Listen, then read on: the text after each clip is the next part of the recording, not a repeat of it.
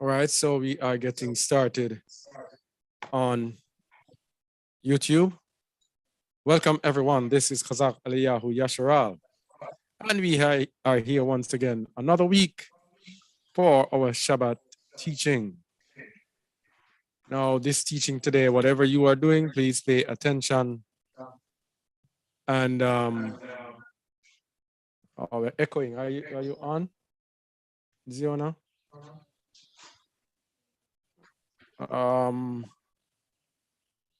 Let me get this thing started on Just a Word TV.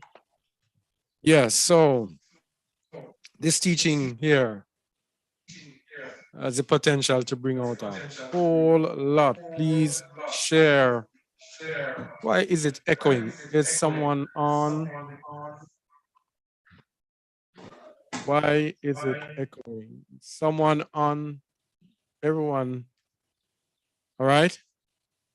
Okay, it's not echoing anymore. Yes, so as I was saying, this teaching has the potential to bring out so much. As such, we will be going into it. Will not be trying to cut it short. It is, I believe it's so vital. Not going to be cutting it short. We're going to go into it so we can dig everything that has to be dug out of it. So, all right, so let's get going. Should we? Are we there? We are on the radio. We are on YouTube. And now I need, oh yes, I know what I need. I need to share it on the social media platforms. So let's go there. Yeah, getting it onto the different Facebook platforms. Yeah, before we get started. All right. We need to get the word out. And put it on my WhatsApp. Just put the link on the WhatsApp status. On my WhatsApp. Just put here is a link to today's teaching. On my status, all right? Or status, whatever they call it. Yeah. All right, so where are we? Yes, we should be there. Yeah, you should be ready. All right, so introduction. The gathering, the end time gathering of Israel. We use Israel there because of the search functions. If people are searching, they will not be searching for Yasharal, they'll be searching for Israel. Of course, we use Yasharal because Israel there relates to that country of people who say they are Jews and are not. And more specifically, we'll be looking at how will our people be gathered? How will our people be gathered? Because we have been spoiled by religion. The religion of Christianity has made it into a free-for-all to make us believe that it's all about everyone. It's about everybody, and it doesn't matter who you are. And so the prophecies are not targeted towards Israelites. They shun the true Yasharal. They embrace the fake Israel. And so their prophecies are based on the fake Israel. So it throws all the prophecies off. So today we are going to go back and target the true people of the book. The true people of the book. Of course, Gentiles join themselves to our people and partake of our salvation, because it is about us and us being a light to the Gentiles, to bring the Gentiles to the Most High. So the target is us. So when we get to understand our part or how it is targeted to us, then we'll get the truth, all right? It's not understanding how it is targeted to everybody that will bring the truth, but how it is targeted to Yasharal. And for the past couple of weeks, we have been looking at flee out of the midst of Babylon. So this teaching came about through one commenter trying to allude that Babylon or Egypt, it does not matter which captivity it is, we will be, the Most High will get us. So we are going to go into the depths of it now and show that it does matter which captivity, and the two captivities do matter. We're going to see how they intertwine. We're going to get into depths that most people have not, because I've not heard people get into the depths of this thing as the Most High has imparted on us, and we give him thanks for us being little nobodies to whom he has imparted these insights, these wisdom that he has not imparted on all, but we stay and stand humbled, knowing that, as we said last week, only a few will be saved. Yeah, though the number of the children of Yasharal be as the sand of the sea, a remnant shall return. So we seek and we strive to be in that remnant, and we realize that a few will be given his truth and most will not be given. So Babylon or Egypt, where will we be delivered? And so we will begin by looking at the dry bones of Yasharal, because this is where it all begins, the prophecy of the dry bones in the end coming back together. And as you may have noticed, I took some time and redesigned the interface here. So I hope you like it. I think it looks much better. Hope you do too. And hope it helps us, because when the eyes feel comfortable looking at something, then we will be more to partake of it. All right. So let's begin. The book of Yechezkel 37, verse 12. Read, please. Therefore prophesy and say unto them, Thus saith Yahuwah Allah, Behold, O my people, I will open your graves and cause you to come up out of your graves and bring you into the land of Israel. All right, so very instructive here. We're going to see how important it is. I will cause. What did he say here, Shamuel? I will cause. I will cause you to come up out of your graves and bring you into the land of Yasharal. Very important. I will cause you to come up. Very important. As we're going to look later at bring you out and see what it means. Come up out of your graves. What I'm saying today, we have to have our thinking caps on. There's a whole lot of things that are going to come up. Whole lot of little things that are come up and they're just going to mesh together. So with our gathering, he's going to cause us to come up. So when we reach to bring you out, please remember when we looked at this, cause you to come up. All right? Verse 13. And ye shall know that I am Yahuwah, when I have opened your graves, O my people, and brought you up out of your graves. And brought you up out of your graves. So how will he bring us up, us out of our graves? He will cause us to come up. Very important. Very important with what we're going to be looking at. And brought you up out of the grave. So brought you up and caused you to come up. Both are correlated. Verse 14. And shall put my spirit in you. Ye shall live, and I shall place you in your own land. And then shall ye know that I Yahuwah, have spoken it, and performed it, saith Yahuwah. All right. So the process, he will cause you to come up. He will bring you out, put the rock in you, and then put you in your own land. That is the process. This is how our people, remember we said we're going to be looking at our people today. Our people will be brought up together in the end. And let's see the nature of this gathering. Yechezkel 37:15. Speak, please.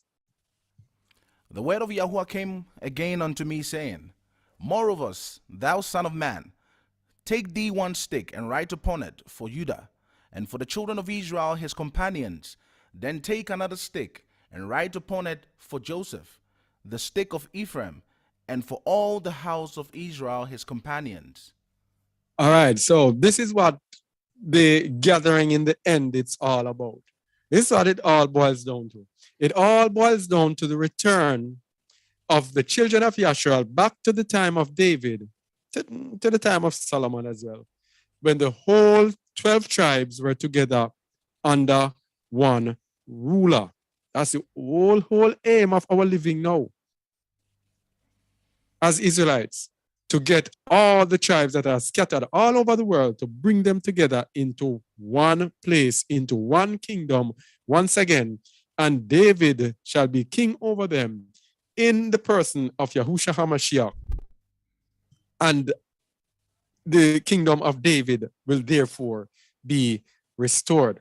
Now, for those who do not understand it, the house of the 12 tribes of Israel were split into two because Solomon sinned, and the Most High tore the kingdom from the hands of his successors, of his children, because the Most High said, for the sake of David, I will not tear it away in Solomon's time. So after Solomon, his son Rehoboam was given the choice to ease up the burdens of the people that Solomon placed on them. And Rehoboam decided that he was not going to ease it up. He was going to put on more burdens on the people. And because of that, only two tribes went with him. The tribe of Yehuda or Judah, the tribe of Benjamin, and of course, half the tribe of the Levites who served in Jerusalem. So they went with him, and the rest of the tribes went with Jeroboam, the son of Nebat, I think. And these tribes went north. And so Israel was split into the house of Israel, led by Ephraim in the north, and the house of Judah, led by Yehuda or Judah in the south. So the whole aim in the end is to bring them back together in one righteous kingdom, led by one righteous ruler, Yahushua HaMashiach. All right? Verse 16. Moreover, thou son of man. It's 17, right? 37:17, yeah. Yes. And join them one to another into one stick, and they shall become one in thine hand. And when the children of thy people shall speak unto thee, saying, Wilt thou not show us what thou meanest by these?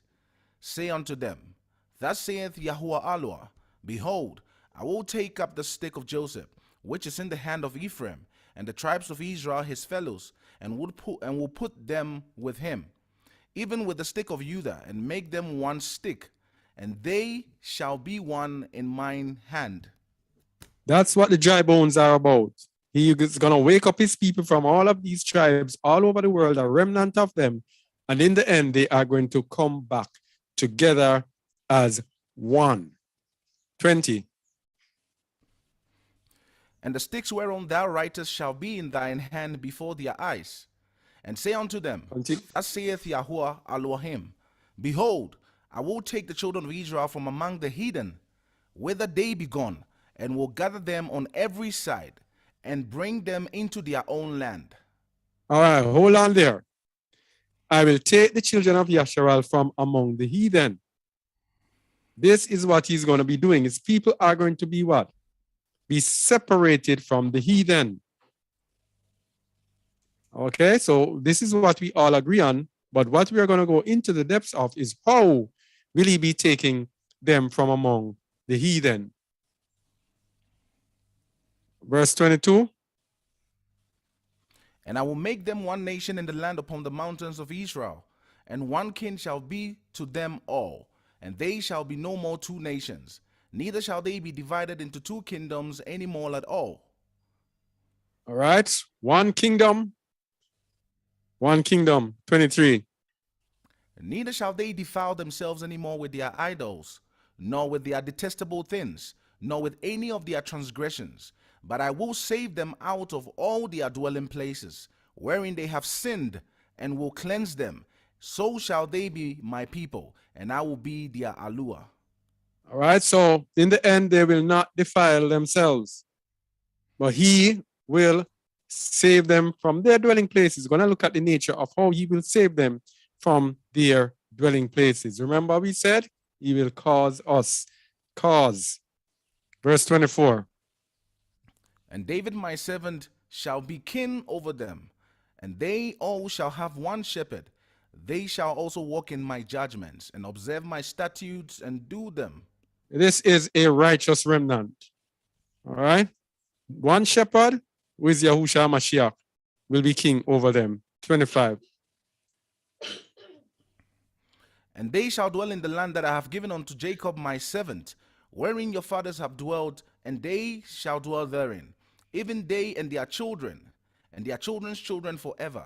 And my servant David shall be their prince forever. On a side note, here's another thing when they say the rapture and they will be taken to heaven. This kind of defeats everything here. So which righteous seed here will be inheriting this kingdom on earth? That throws off this rapture thing totally. Verse 26. Moreover, I will make a covenant of peace with them. It shall be an everlasting covenant with them, and I will place them and multiply them, and will set my sanctuary in the midst of them forevermore. All right, so they will not be coming to my sanctuary. I will set my sanctuary in the midst of them. It will be here on this earth. Verse 27. My tabernacle also shall be with them. Yea, I will be their Elohim, and they shall be my people. And they shall be my people. Notice whenever the Most High is giving us the process by which he will redeem Yasharal, he leaves this for last. Right? We have to go through the entire process to be his people. Verse 28. And the heathen shall know that I, Yahuwah, do sanctify Israel, when my sanctuary shall be in the midst of them forevermore. So we spoke last week about separation is another thing. A separation. When my sanctuary, the heathen shall know, the heathen shall be standing afar off, and will know that Yahuwah sanctified us when his sanctuary shall be in the midst of us forevermore. Okay, so that is just the foundation. The dry bones shall live. But why are the bones dry? Why are the bones dry? And we're going to show that it is a tendency of our people. A tendency of our people. 28.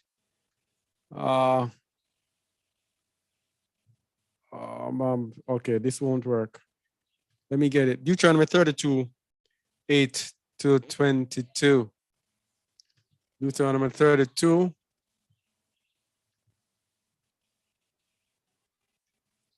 Please share this video. Those who are watching, it's very important. All right, read verse 8, please. When the Most High divided to the nations their inheritance, when he separated the sons of Adam, he set the bounds of the people according to the number of the children of Israel. For Yahuwah's portion is his people. Jacob is the lot of his inheritance. So the Most High created a people for himself, separated a people unto himself. In Deuteronomy 7 verse 6, he says, they are special unto him above all people that are upon the face of the earth. And he took these people and he exalted these people. We're going to see why the bones have to be made dry. So his portion is his people. So these people are his portion out of all people that are upon the face of the earth. Verse 10. He found them in the desert land, and in the waste howling wilderness he led him about. He instructed him. He kept him as the apple of his eye. As the apple of his eye. So he kept these people and he took them and he led them about. And he taught them. And he took them as his special, the apple of his eye, so close and dear to him. Verse 11. As an eagle stirreth up her nest, fluttereth over her young, spreadeth abroad her wings, taketh them, beareth them on her wings. So he took. Good. Yeah, I continue. So Yahweh alone did lead them, and there was no strange God with them, with him. So he took these people and had them just like our bird fusses herself over her young. That's how he led them. And he also provided for them bountifully. Verse 13. He made him ride on the high places of the earth, that he might eat the increase of the fields. And he made him to suck honey out of the rock, and oil out of the flinty rock. Continue. Butter of kine, and milk of sheep, with fat of lambs, and rams of the breed of Bashan, and goats, with the fat of kidneys of wheat. And thou didst drink the pure blood of the grape. So these people were living such a high life under their father. But guess what? Whenever that happens, then verse 15. Take it a bit up. Yeah, okay. But Jeshurun waxed fat and kicked. Thou art waxen fat. Thou art grown thick. Thou art covered with fatness. Then he forsook Alua, which made him, and lightly esteemed the rock of his salvation. So, being bountifully fed and provided for, Yasharal turned against the Most High and forsook him. Yes? Yeah. Continue. They provoked him to jealousy with strange gods. With abominations provoked they him to anger. Yeah, continue. All right. They sacrificed unto devils, not to Alua, to gods whom they knew not, to even gods that came newly up, whom your fathers feared not. That's it. They went into idolatry. 18. Of the rock that begat thee, thou art unmindful, and hast forgotten Alua that formed thee. 19. And when Yahweh saw it, he abhorred them, because of the provoking of his sons and of his daughters. Ungratefulness of his people, the Most High abhorred them for that. Verse 20. And he said, I will hide my face from them. I will see what their end shall be, for they are a very froward generation, children in whom is no faith. Is no emunah.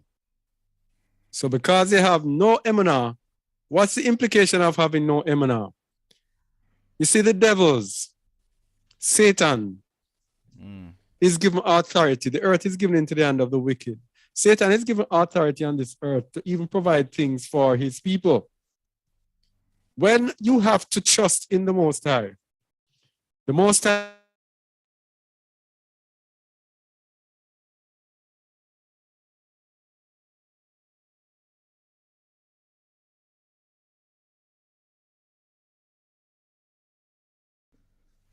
is it me or is it Brother Kazak? Can anyone hear me? Yes, I can hear you. I hear you, bro. All right, okay, cool. Also, then it's a network. All right, so it's a technical glitch on the side. All right, cool.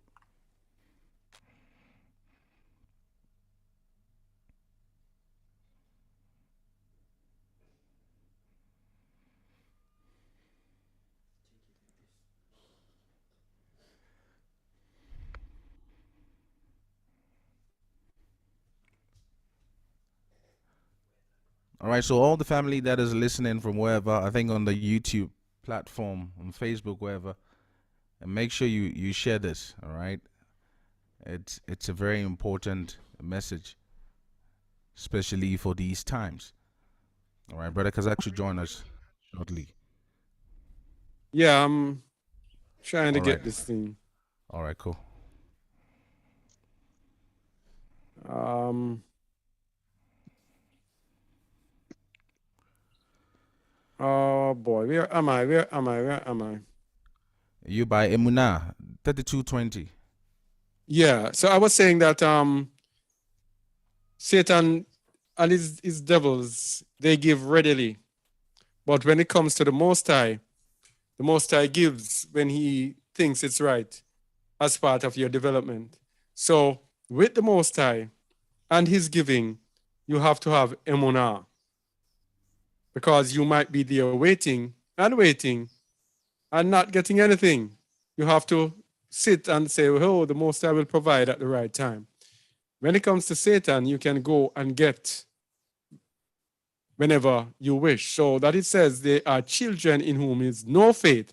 And because they have no emunah, they will not wait on Yahuwah. So they go and worship the gods so that they can get what they want to get.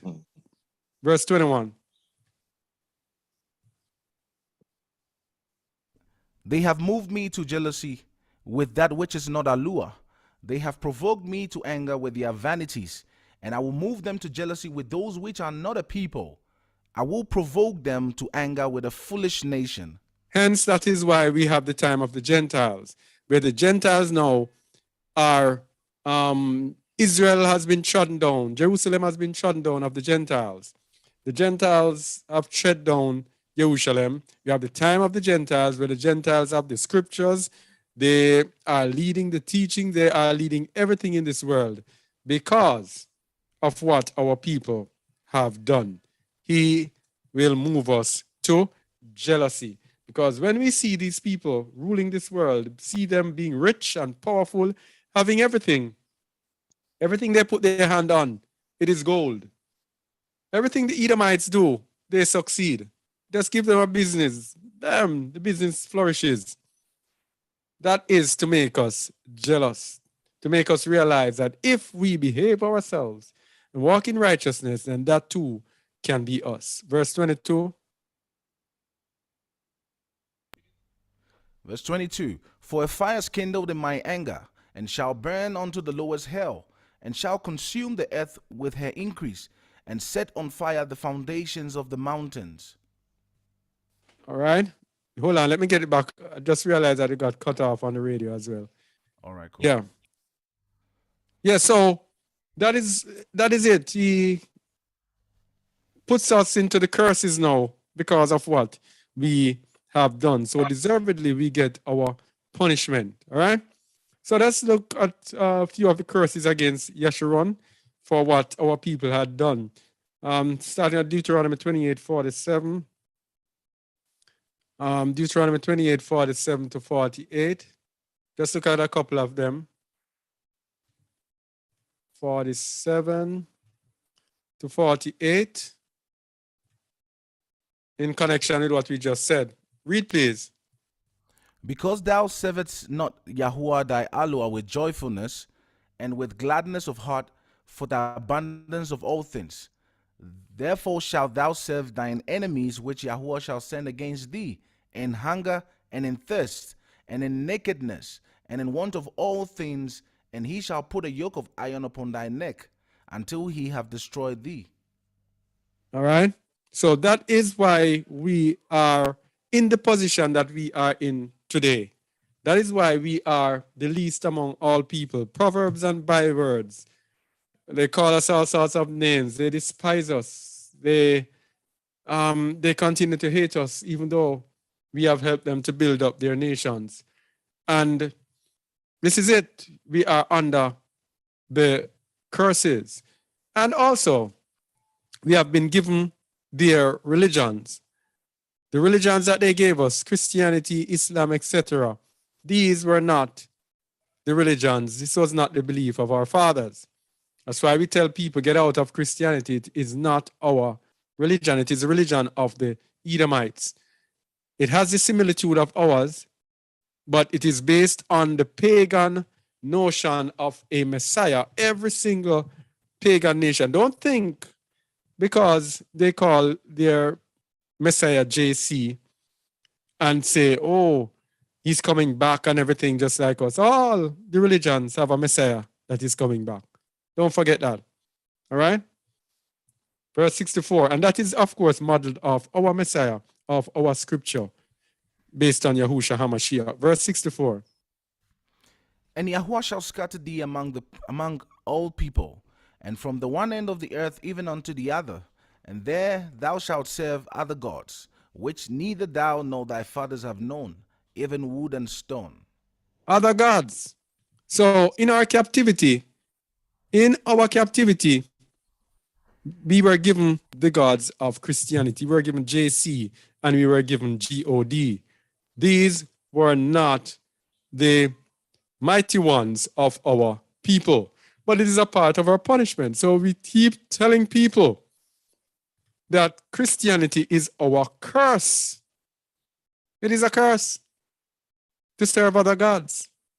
All right? If you want to find out more about JC, you can check out our video, Who is Jesus Christ, on our Just a Word channel. Okay? And we have another one, The Great God Deception.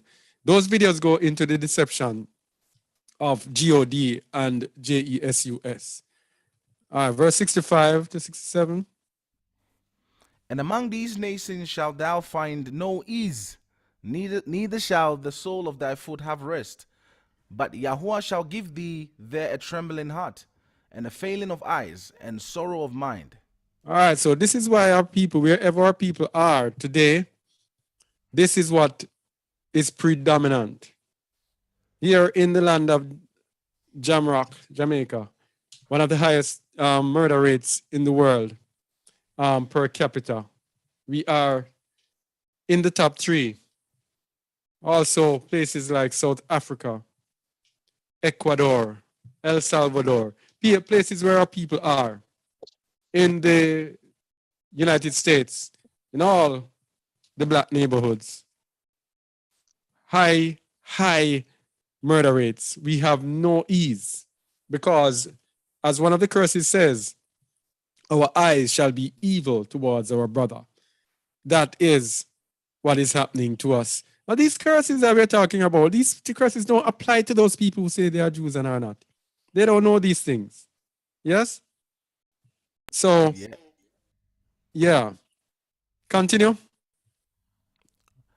All right. And thy life shall hang in doubt before thee, and thou shalt fear day and night, and shall have none assurance of thy life. I was told about this young man who lives in one of the inner city communities in Montego Bay. And he watched and saw all of his friends dying around him, little by little. And then he alone was left, who had associated with them. And he lived in his home. He never had anywhere else to live. He had to be in a prison in his home. Went in. Let me see the microphone. Let me switch back this microphone. Yeah, he could not come out. Let me change the mic. Oh yeah. El Pedro, it looks like you're sleeping. I'm listening. I'm just exhausted. I came out of a study the whole day. I joined here. Okay. But I'm here. I'm here. All right. Considering that we're about 6 hours or 7 hours apart, that is understandable. Yeah. All right. So 67. Verse 67. All right. In the morning thou shalt say, Would Alua it were even, and at even thou shalt say, Would Aluahim it were morning, for the fear of thine heart wherewith thou shalt fear, and for the sight of thine eyes which thou shalt see. Right. So those people living in the inner city areas, they know and understand exactly what this is about. All right. Verse 68 says, And Yahuwah shall bring thee into Egypt again with ships, by the way whereof I spake unto thee. Thou shalt see it no more again, and there ye shall be sold unto your enemies for bondmen and bondwomen, and no man shall buy you. All right. So this now is where we want to pitch our tents a little. He shall bring thee into Egypt again with ships. And our people were brought here with ships into Egypt. Very important. We were brought into Egypt. So we have to be brought out of Egypt when we are redeemed. By the way, whereof I spake unto thee, thou shalt see it no more, and there you shall be sold unto your enemies for slave men and slave women. So we were sold for slave men and slave women. That is the Egyptian captivity. Slaves. But it says, and no man shall buy you. Very important here.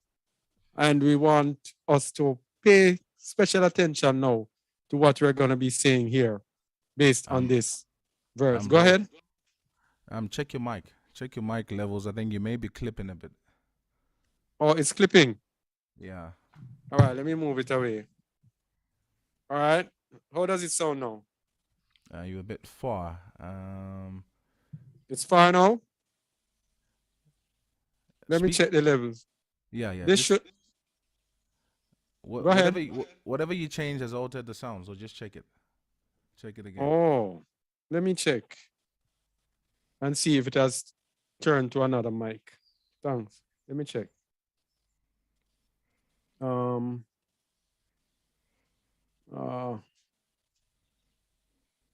the microphone seems to be good. It's the right microphone. Okay. So how Yeah. Sounds better now. Yeah, that's fine. Okay. Yeah. All right. So, yeah, let's pay close attention to this now. No man shall buy you. We're going to look at the meaning of buy. And the meaning of buy there is from the Hebrew kana, which, among other things, means redeem. If you look down here, it says redeem. It has several meanings, many of them very different. To erect, that is by extension to procure, especially by purchase, causatively sell, by implication to own, attain, buy, teach, to keep cattle, get, provoke to jealousy, possess, purchase, recover, redeem, surely, verily. We're going to show you that this should be the word that is used, redeem. Because let's look at the precept for the meaning of buy. Let's look at the precept for it and show where this no man shall buy you is coming from. And it's found in Vayikra 25, verse 47. Leviticus 25, 47.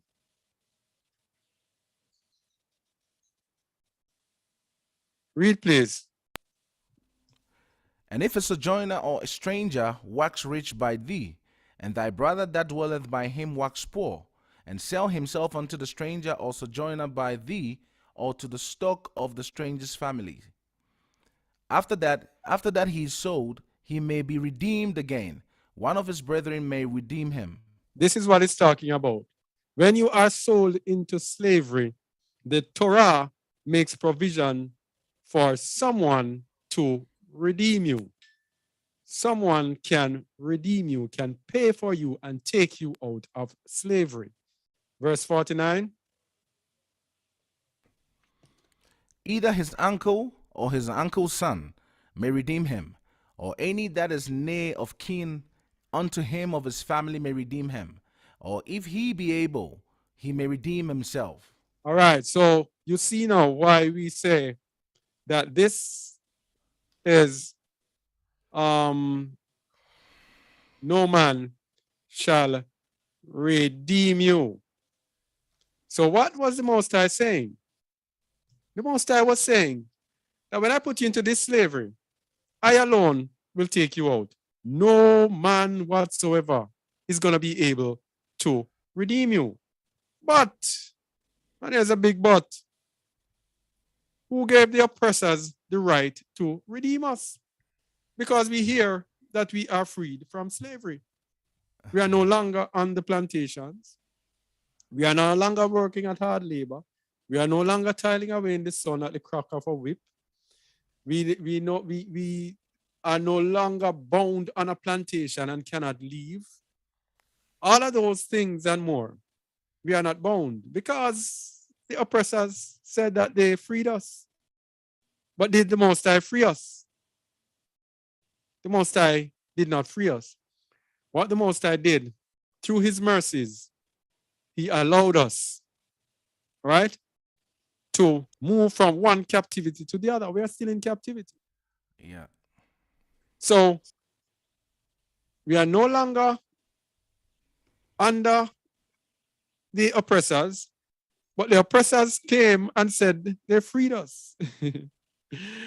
In Jamaica, William Knibb, famous person who they said helped to liberate the slaves.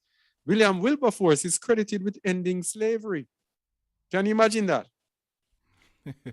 In the US, they said those who signed the Emancipation Proclamation, Abraham Lincoln, are credited with Abraham helping Lincoln. ending slavery. Yeah. Yeah.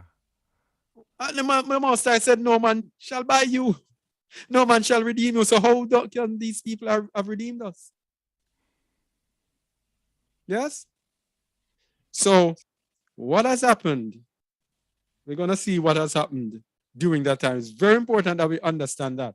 So that's why I said at the start, it's important to look at it from us as a people. Can't look on everyone. You have to look on our situation. So let's go back and look at the conditions of Egyptian bondage. So we can answer the question as to where we are. Read, please. Exodus chapter 1, verse 8. Now, before you start, All right. let me just say that when we went into Egypt, we went peacefully. That's another difference between Egypt and Babylon. We were sent into Babylon directly into bondage. But in Egypt, we were there peacefully, being prosperous at the beginning, and then we went into slavery. Read, please. Now there arose up a king over Egypt, which knew not Joseph. And he said unto his people, Behold, the people of the children of Israel are more and mightier than we. Come on, let us deal wisely with them, lest they multiply, and it come to pass, that when there falleth out any war, they join also unto our enemies, and fight against us, and so get them up out of the land. Continue. Therefore they did set over them taskmasters to afflict them with their burdens, and they built for Pharaoh treasure cities, Pithom and Ramses. Taskmasters, they set taskmasters over them, put them into bondage, into slavery. Verse 12. But the more they afflicted them, the more they multiplied and grew, and they were grieved because of the children of Israel.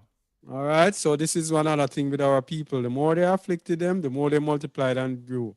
Verse 13. And the Egyptians made the children of Israel to serve with rigor.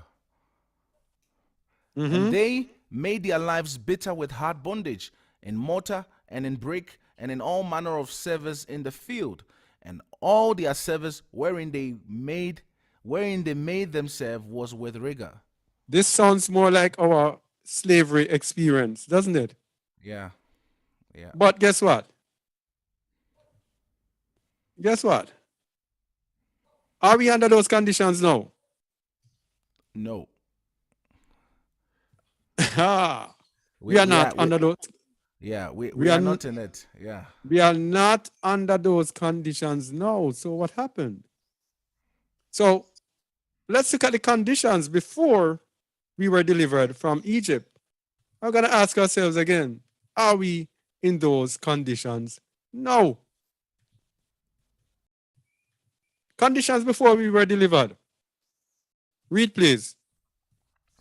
And it came to pass in the process of time that the king of Egypt died, and the children of Israel sighed by reason of the bondage. And they cried, and their cry came up unto Alua by reason of bondage.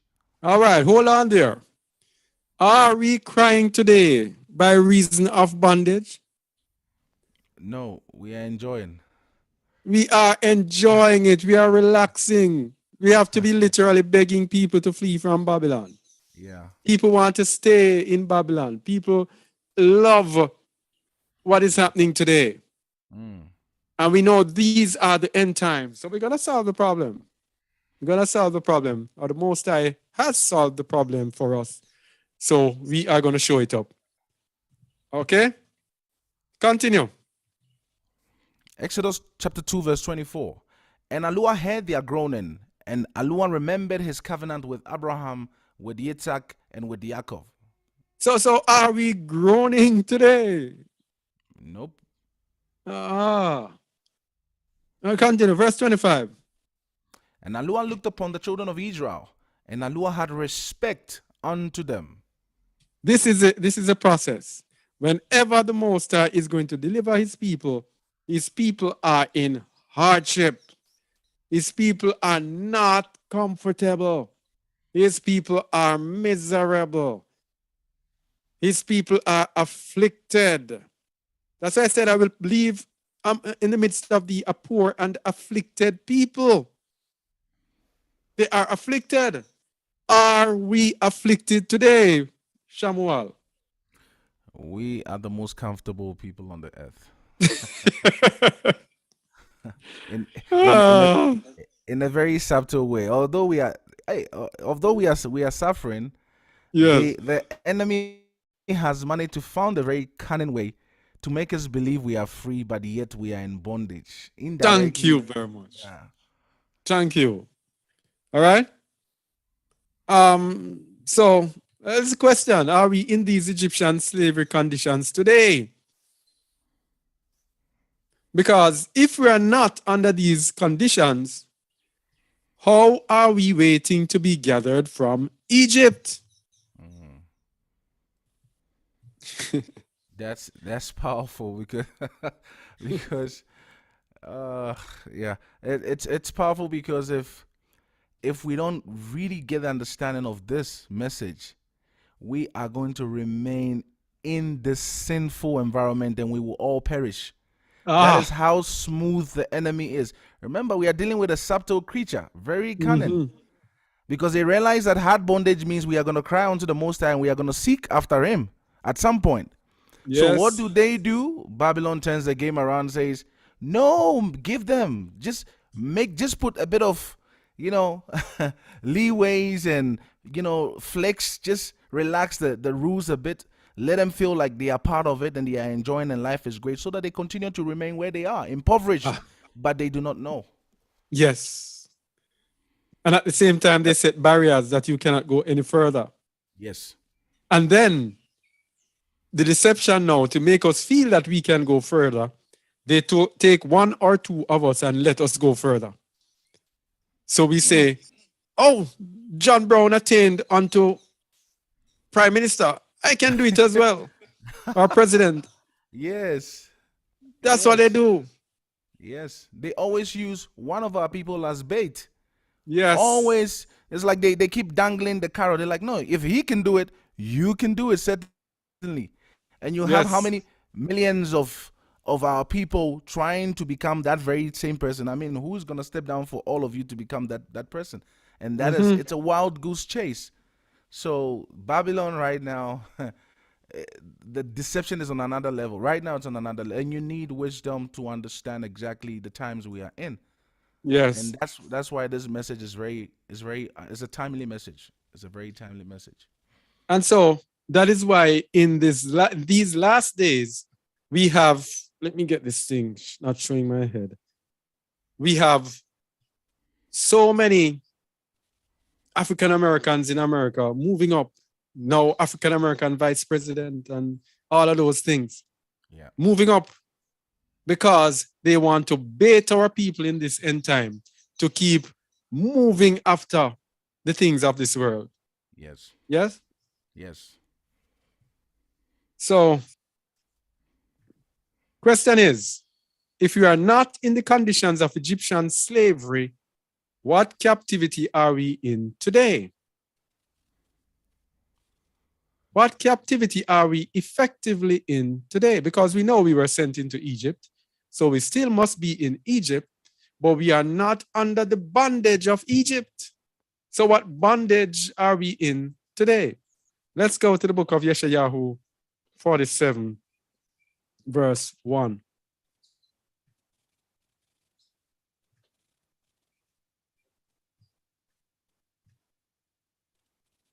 Yeshayahu 47, verse 1. Read, please. All right. Come down and sit in the dust, O virgin daughter of Babylon. Sit on the ground. There is no throne, O daughter of the Chaldeans, for thou shalt no more be called tender and delicate. So we just gave that verse to show the context, to let us know that it is speaking about Babylon. All right. So let's go to 14 and 15. Read, please. Behold, they say, they shall be as stubble. The fire shall burn them. They shall not deliver themselves from the power of the flame. There shall not be a coal to warm at, nor fire to sit before it. Continue. That shall they be unto thee with whom thou hast labored, even thy merchants from thy youth. They shall wander every one to his quarter. None shall save thee. The merchants. Babylon mixed up with the merchants. This is what we want to establish. We're speaking about Babylon and the merchants. Revelation 18, 1 to 3. Now, bro, before you get there, I just Yeah. want to toss this. I just want to toss this in, because the chat comments are actually looking very interesting. So this is how slick Babylon is. Babylon is very cunning. All right. Remember, the oppressor who is in control doesn't work as individuals. That system or machinery doesn't work as an individual system. Yeah. It's a collective thing. The more all of them are empowered, the more they remain on the top. So now when they throw crumbs at us, remember, they cause us to be divided. All right. So we go after wealth individually. We don't go after wealth in the sense to free one another. Hold on, please. Hold on, please. Could you mute your mic, please? Elisheba. Elisheba. Let me Give me a phone. So, I'm sorry. go ahead, Shamuel. All right, good. So what I was saying is that Babylon has made is the deception for our people is that they continue to cause us to run individually after wealth for ourselves, individuals. Yes. And you cannot be a power people, a power nation to make any effective decisions on this earth unless you are all in a what it's about numbers. It's a numbers game. So if Unity. if they dangling the carrots before us individually and we are falling for it, thinking that we are liberating ourselves, but actually not knowing that we are going to end up in the same bondage, in fact, much deeper. This is where the deception is actually it's very dangerous. So they are empowering individuals within our people. One out of what, like 500 million, 60 million, 1, 2, 3, 4, 5, and that will still do nothing. And they send these people amongst us to come and say, if I could make it, you can make it. And then they work all of us. And then we keep chasing and pursuing after this system, this Babylonian wealth and the world. And then many of us die in misery, piercing ourselves with so much grief. But if you look at them, you see that they are empowered collectively. Their wealth goes across majority of them. So that's why they control every area within the system, within the nations. Well, their wealth goes through families. Yes. All right. So where were we again? Oh yes, Revelation 18, 1 to 3. Read, please, bro. And after these things, I saw another angel come down from Shamain, having great power, and the earth was lightened with his glory. And he cried mightily with a strong voice, saying, Babylon the great is fallen, and has become a habitation of devils, and the hold of every foul spirit, and a cage of every unclean and hateful bird. Continue. For all nations have drunk of the wine of the for all nations have drunk of the wine of the wrath of her fornication, and the kings of the earth have committed fornication with her, and the merchants of the earth are waxed rich through the abundance of her delicacies. So this is Babylon spread throughout the whole world. And with her, idolatry. And idolatry, of course, is not only does not only deal with worshiping literal idols, all right? And the merchants of the earth are waxed rich through the abundance of her delicacies. The merchants of the earth. This is the hallmark of Babylon, the false religion of Christianity and merchandising. And so let's go to Revelation 15, 18:15, verse 15, and then we'll go to verse 23. Read, please. The merchants of these things, which were made rich by her, shall stand afar off for the fear of her torment, weeping and wailing. And saying, So Babylon, the merchants were made rich by Babylon. Verse 23. And the light of a candle shall shine no more at all in thee, and the voice Go ahead, of bro. the bride. Can you hear me? Gone again. Can you hear me? Can you hear me? I can hear you.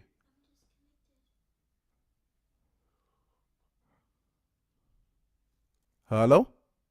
Anybody hear me? Yeah, bro. I think it's I frozen. can hear you, Oh, okay. Sure. Okay, I thought it was. but Brother Kazak is nowhere.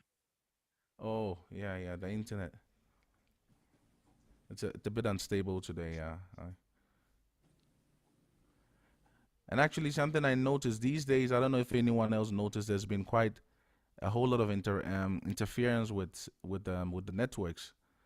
You know, sometimes you call people, you don't even get hold of them. Even here, we're having the same problem. You having the same problem? Oh, okay. Yeah.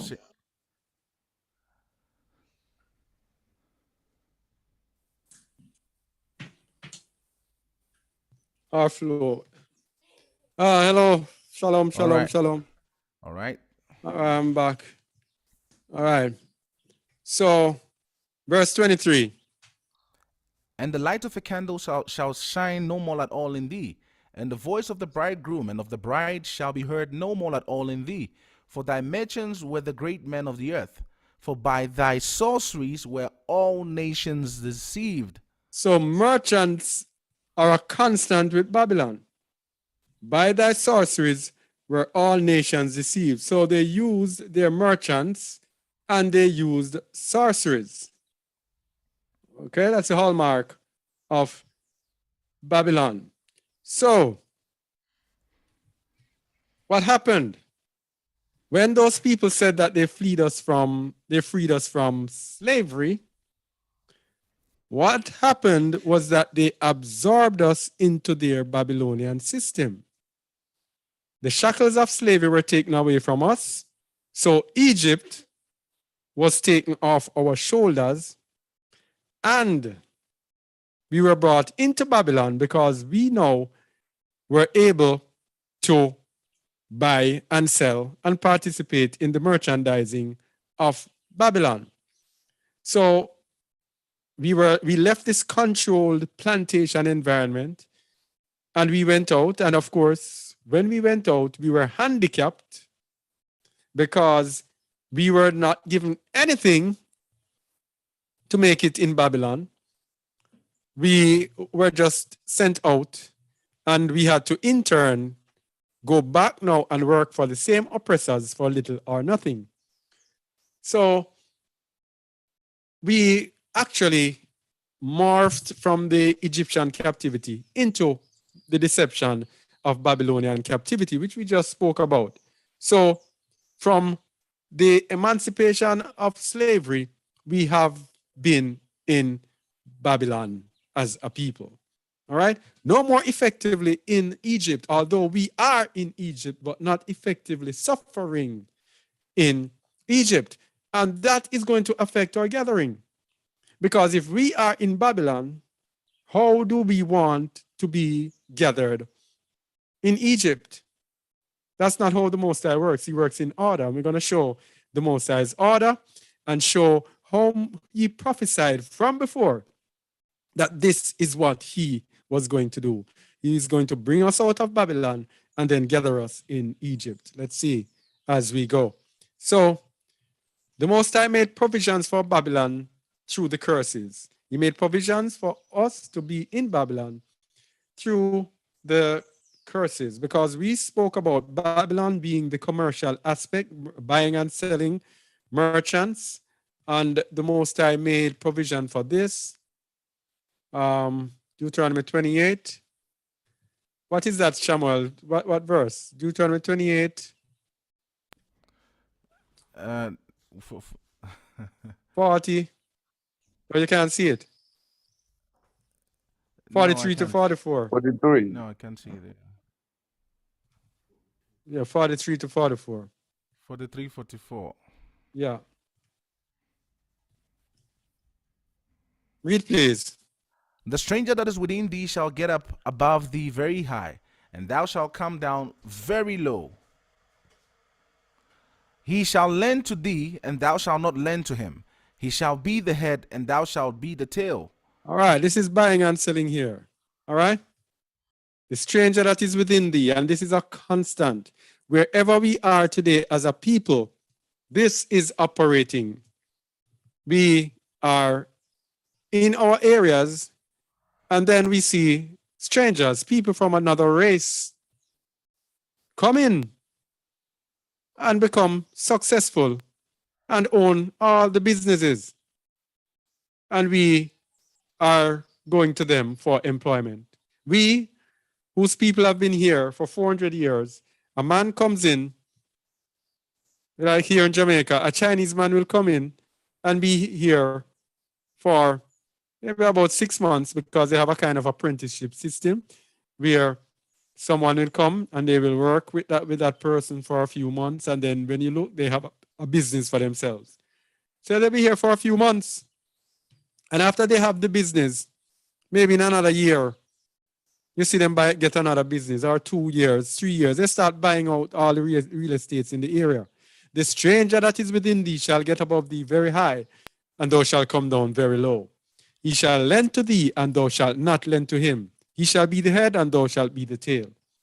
I know of a person personally who built up his business from borrowing from the Chinaman, and borrowing, not directly going and borrowing cash, but the Chinaman told him to come and get any amount of goods, because the Chinese man knew that he had the market. Chinese man said, come and get anything that you want, and when you're ready, you pay me. All right? He will not live to lend to the Chinese man. Chinese man will always be lending to him. That's just how it is. And that was how we were set up for Babylon. But Babylon has another aspect of it, because Babylon is religion and merchandising together. And verse 64, yeah, go ahead.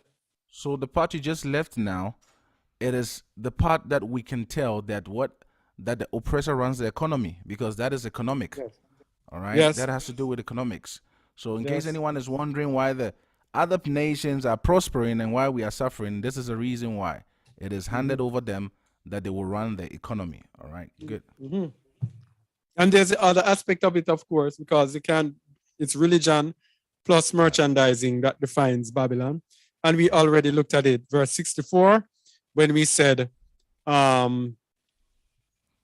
we were sent into captivity, and while we were slaves, we were forced to receive the religion of Christianity, and we were persecuted and even killed for us to follow this religion, which is the religion of Babylon. So even while we were in Egypt, suffering under slavery, we were being prepared for Babylon by being given Babylon's religion, the mystery religion of Babylon, as it says in Revelation 17, verse 4.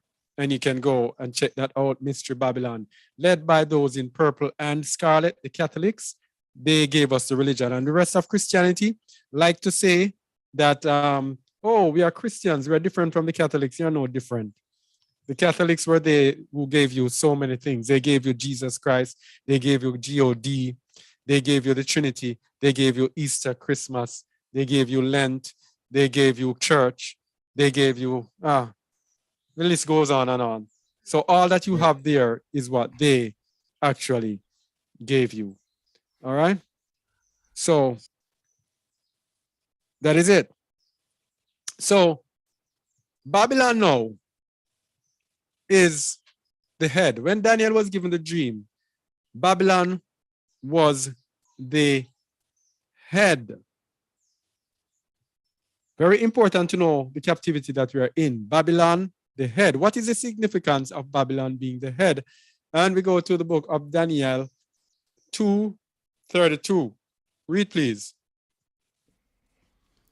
This image's head was of fine gold, his breast and his arms of silver, his belly and his thighs of brass. All right. So Nebuchadnezzar had this dream that Daniel told him the dream and interpreted the dream for him. So the head was of fine gold, which was Babylon. Breast and his arms of silver, his belly and his thighs of brass. So the implication of using these body parts, we're going to look at. Let's continue 33. His legs of iron, his feet part of iron and part of clay. All right. So the significance there of the body parts is that these body parts act as how our parts act on our bodies.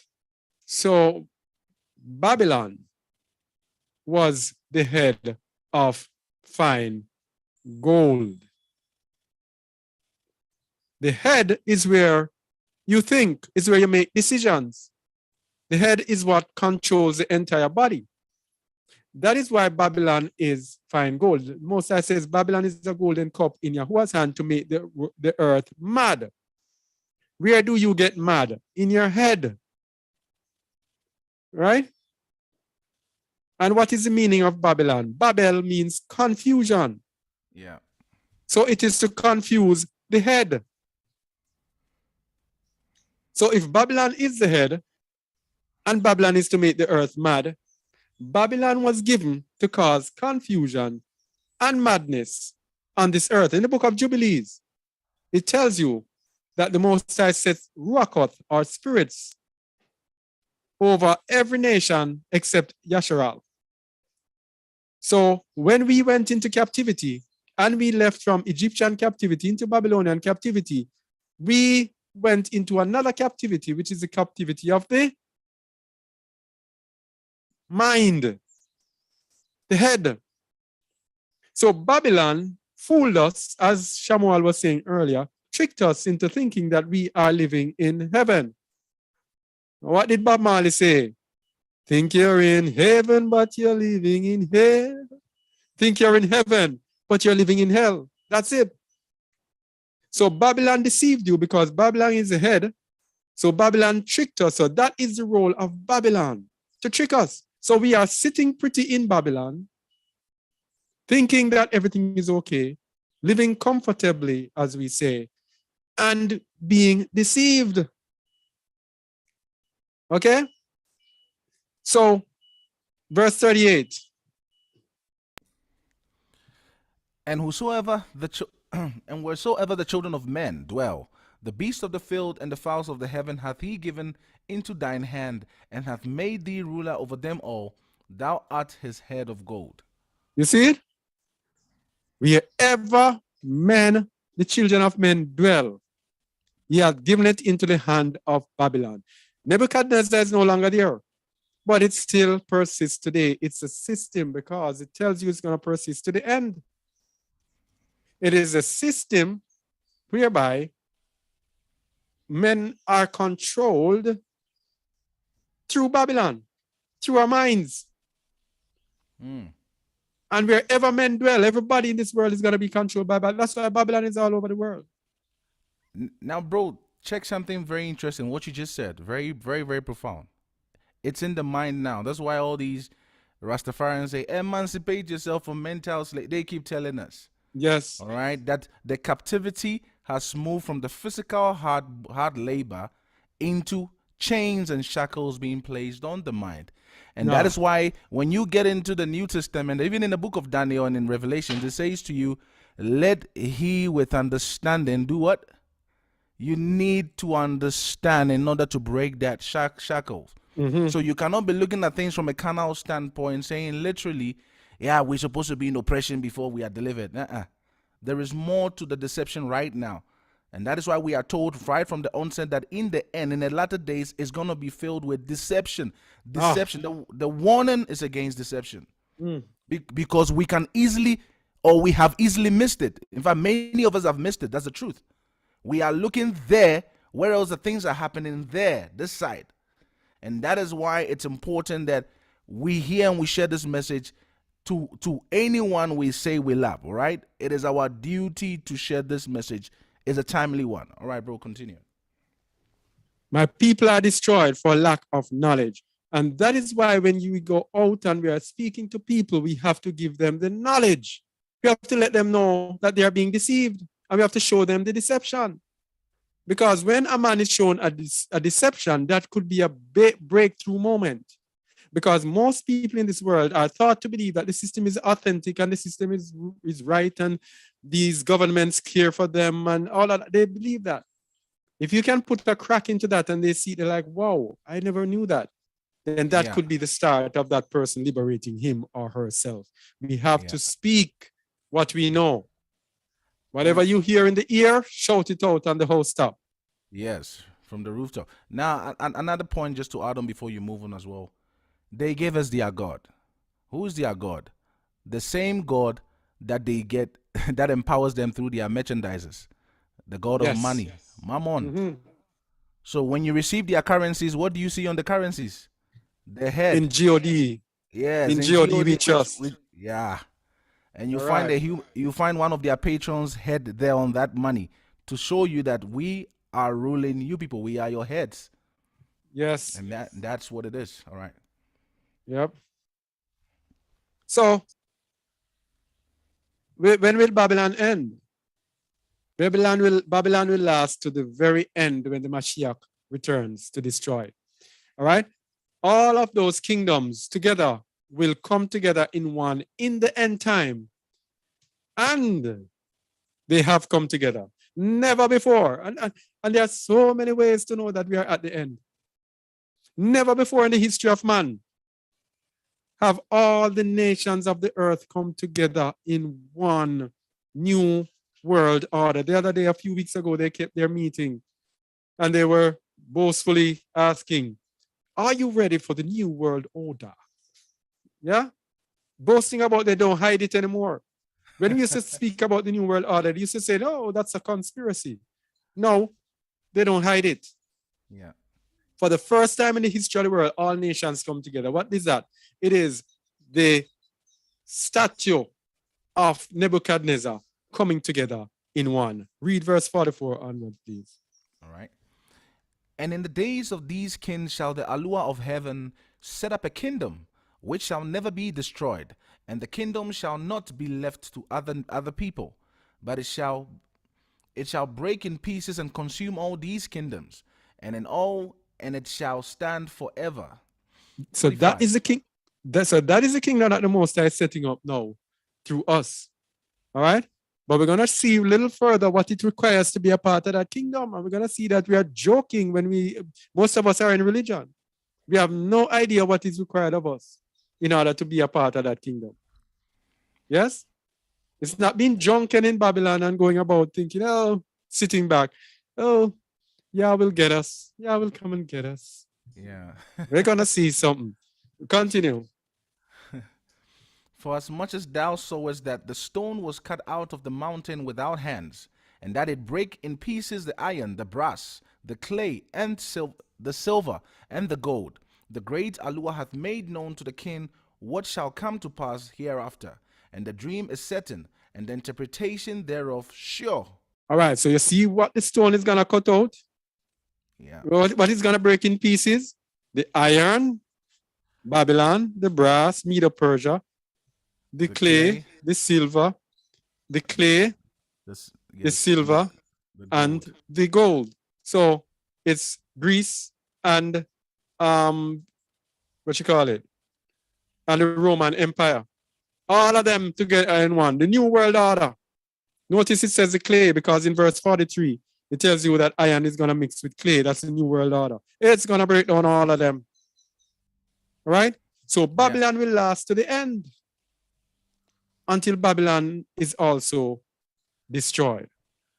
Which is evident that no one can redeem us except the Most High. Thank you very much.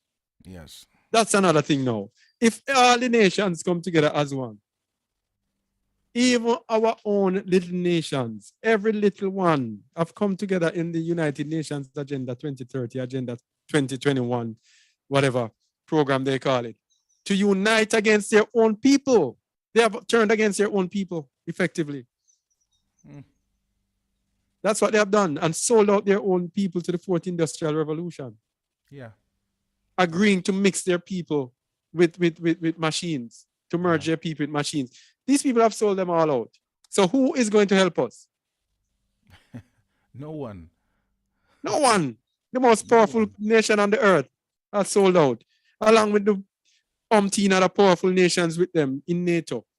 Then you have Russia, next powerful nation in the world. And they have also sold out because they have a vax as well. China also sold out. They have their vax as well. Everybody sold out. So who's going to save us? Russia. Everybody. Who's going to save us? No one. Except our tabernacle, our safe haven, Yahushua Mashiach. Yeah. All right. So Babylon. So my people, Yasharal, will be in Babylon in the end time. Very important. We will be in Babylon in the end. Isaiah 18 verse 3. Revelation 18 verse 3. Very important where we are. Babylon or Egypt. Read, please. For all nations have drunk of the wine of the wrath of her fornication, and the kings of the earth have committed fornication with her, and the merchants of the earth are waxed rich through the abundance of her delicacies. Continue. And I heard another voice from Shamayin saying, Come out of her, my people, that ye be not partakers of her sins, and that ye receive not of her plagues. No, this is the book of Kezion. This is Revelation. This is chapter 18 near the end. This is after the mark of the beast. This is telling you that at that time, my people, who are my people? Yasharal. Yasharal are going to be in Babylon. But he has instructions for them. He says, what does he say? Come out of her. All right. So we were sent into Egyptian captivity and we were brought or turned into Babylonian captivity. And he says, come out of Babylon. Anyway, let's see why we must come out. Verse 5. For her sins have reached unto Shamahin, and Allah hath remembered her iniquities. All right, so hear this. The problem with Babylon is her sins and her iniquities. The Most High is going to remember them in the end. He has summarized everything and is just going to put everything on them. If you are there among them, you are going to be called partakers of their sins. Yes? Her iniquities are going to be on you. That's the problem with Babylon. Verse Yes. 6. Reward her even as she rewarded you, and double unto her double according to her works. In the cup which she had filled fill to her double. How Uh-huh. much how much she hath glorified herself and lived deliciously. So much torment and sorrow give her. For she saith in her heart, I sit a queen, and I am no widow, and shall see no sorrow. Uh-huh. So all of these things are being amassed upon Babylon. Verse 8. Now, before we go to verse 8, I want Yes. everyone to know that we are currently in a queendom. All right, a Yes. queendom. Yes. That's where we are in, and that's why you can see the antiques and the tactics and the liberation movements and all the movements you can think about. That pushes what the feminist agenda and all that. Feminist Yes, movement. Yeah. we are in a queendom, so don't be a prey to this deception. Okay, verse 8. Therefore shall her plagues come in one day, death and mourning and famine, and she shall be utterly burned with fire. For strong is Yahuwah, Allah who judgeth her. So this is why you need to come out. Her plagues are going to come in one day. Death and mourning and famine, and she shall be utterly burned with fire. And if you are there, you're going to be judged as being partakers of her plagues. So, do we want to be there? But the Most High, through his love and his mercies, he said to us, come out of her, my people. Come out of her. Let's continue. So the modus is on us. We have to come out of her. Yes. And the kings of the earth, who have committed fornication and lived deliciously with her, shall bewail her and lament for her when they shall see the smoke of her burning. Standing right. afar, all right. Yeah. Go ahead. Standing afar off for the fear of their torment, saying, Alas, alas, that great city Babylon, that mighty city, for in 1 hour is thy judgment come. That 1 hour. And it says that great city. Babylon is all over. All right. This is going to happen. This is going to happen more than one places. It's not going to happen in Babylon, USA, and not happen in Babylon, UK. Not going to happen in Babylon, UK, and not happen in Babylon, Babylon, Vatican City. It's not going to happen in Babylon, Vatican City, and not happen in Babylon, France, and in Babylon this, Babylon, Jamaica, Babylon this. Destruction is going to be all over. All right? Wherever his people are, and wherever Babylon has committed fornication with their merchandising. But right. now I ask the question, for those that are still saying when the time comes, when is that time? If anyone can tell me, I'd be very happy to know. Because many people still make it sound like there's gonna be an announcement to say, hey, y'all better run out of Babylon. And it's not gonna be so. All right, the people in Sodom and Gomorrah received no warning. They received no notifications whatsoever. Yes. So when the message comes, via them, because the Most High is the one that speaks, sends the message at the right time when he needs the people out. And only they who have ears will be able to hear. Only they who have eyes will be able to see the times and understand what is about to unfold. So there is not going to be written in the skies, hey, all my people ran out of Babylon. No, there is not going to be no sign like that. Now's the time for us to start weaning ourselves from the system. All right, you wean yourself from it, prune yourself from it. And now I realize many of our brothers are actually entering into Babylon and are full swing in business right now, back again in the merchandising. Yes, yes, yes. That's why other people promoting this and promoting that once again. Yeah. I just met a friend because when I was in the world and I did marketing, I met a friend whose business I helped to build on the internet, a tour operator. And he was telling me he's back in business again and showing me his thing on TripAdvisor. I am now #1 on TripAdvisor and business is coming back and everything and all of that. And I was there and, it's like just into Babylon and has no desire whatsoever to Desire. come out. Yeah, desire. Yeah, because the merchandising, the buying and selling and the wealth is so convincing. Yeah.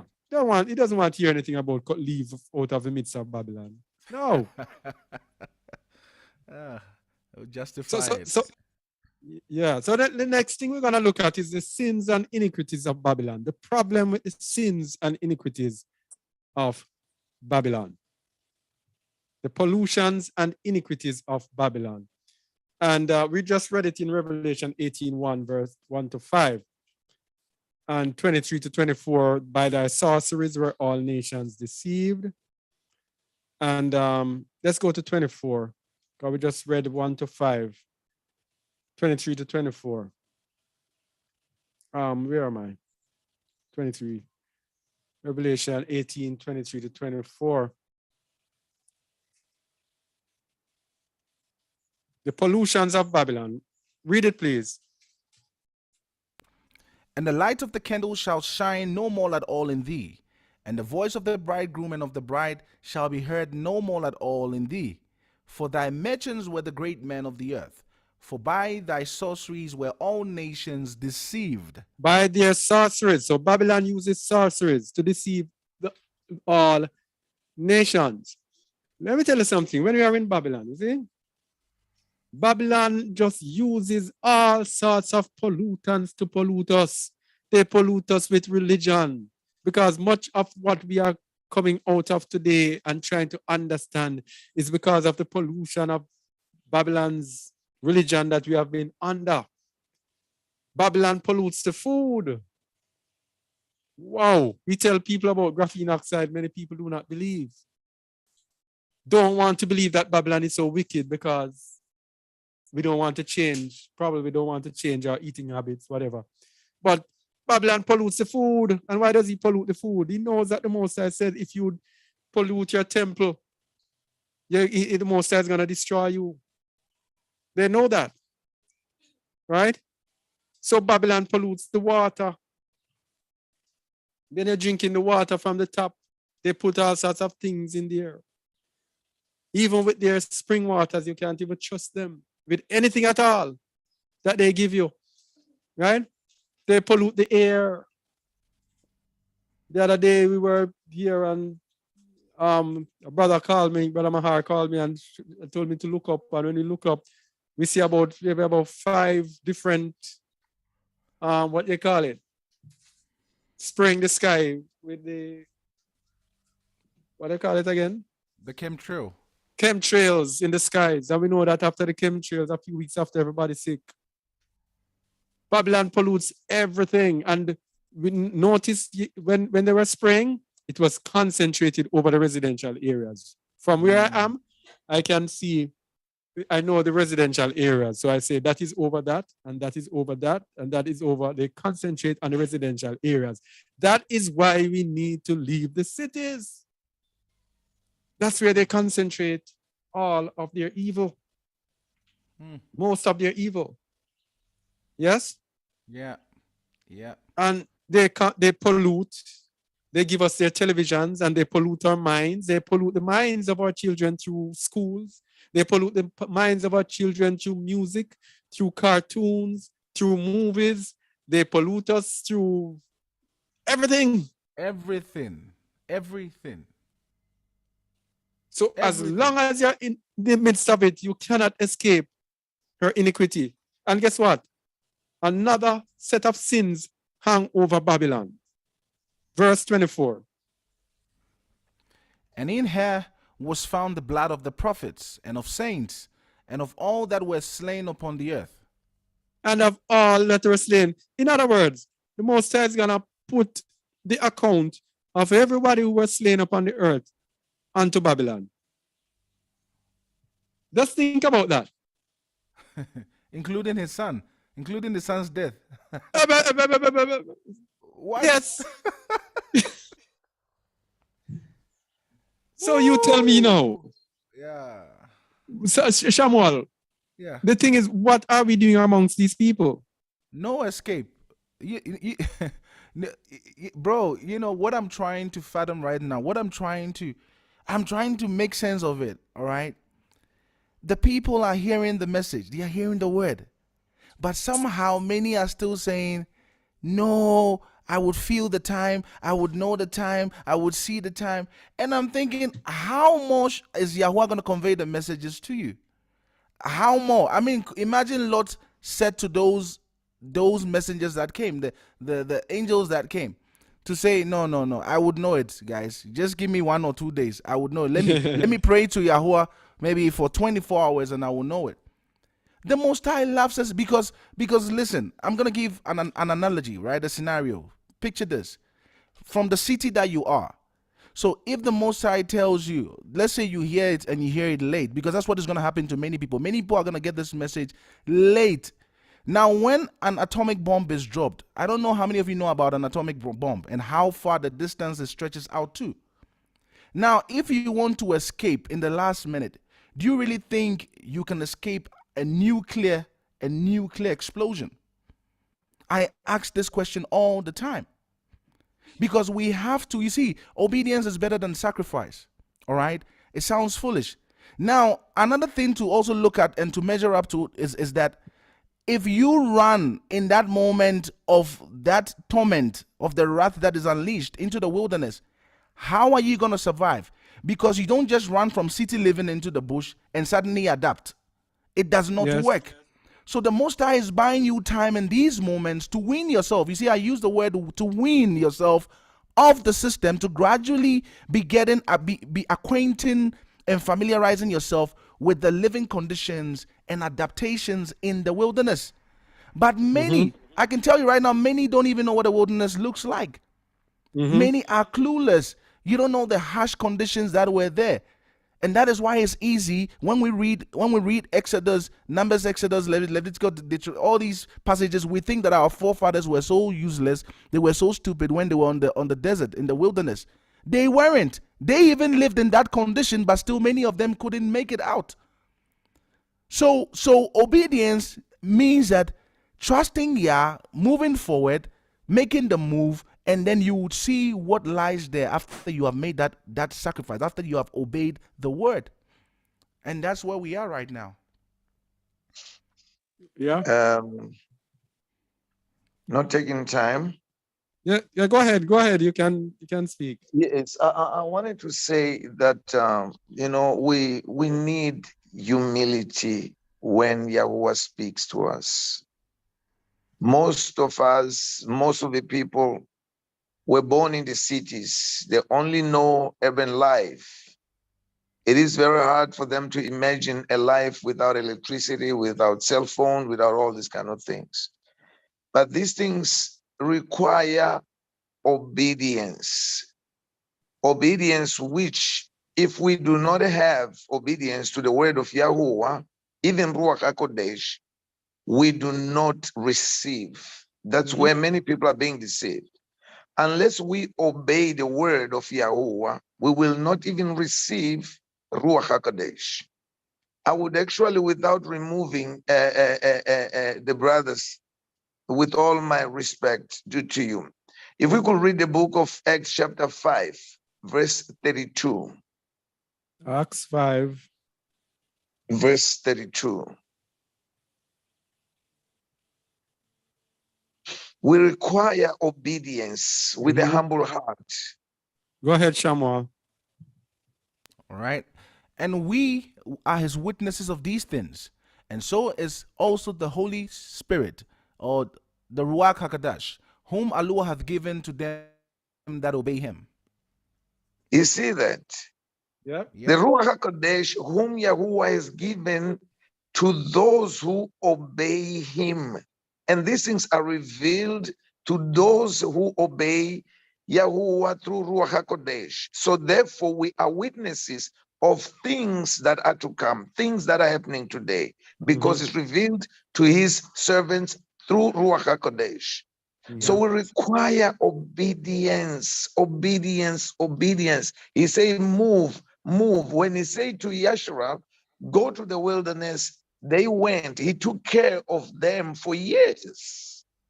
So we need to be able to understand that when he says move, don't be afraid of whatever that's going to happen, because he will be with you, because your obedience leads you to attract his attention. So therefore, right. please let us obey. Hallelujah. Yes, all right, all right, all right. That's it. When Yeah. you obey El Pedro, you come under his arms, Exactly. and you will dwell in his secret place, and he will cover Exactly. you under his wings. Hallelujah. Hey, right. Yeah, no. None of the beast nations is gonna announce when they will attack who. It's not gonna be announced. We know how wicked these people. Out of the wicked comes what? Comes forth Wickedness. wickedness.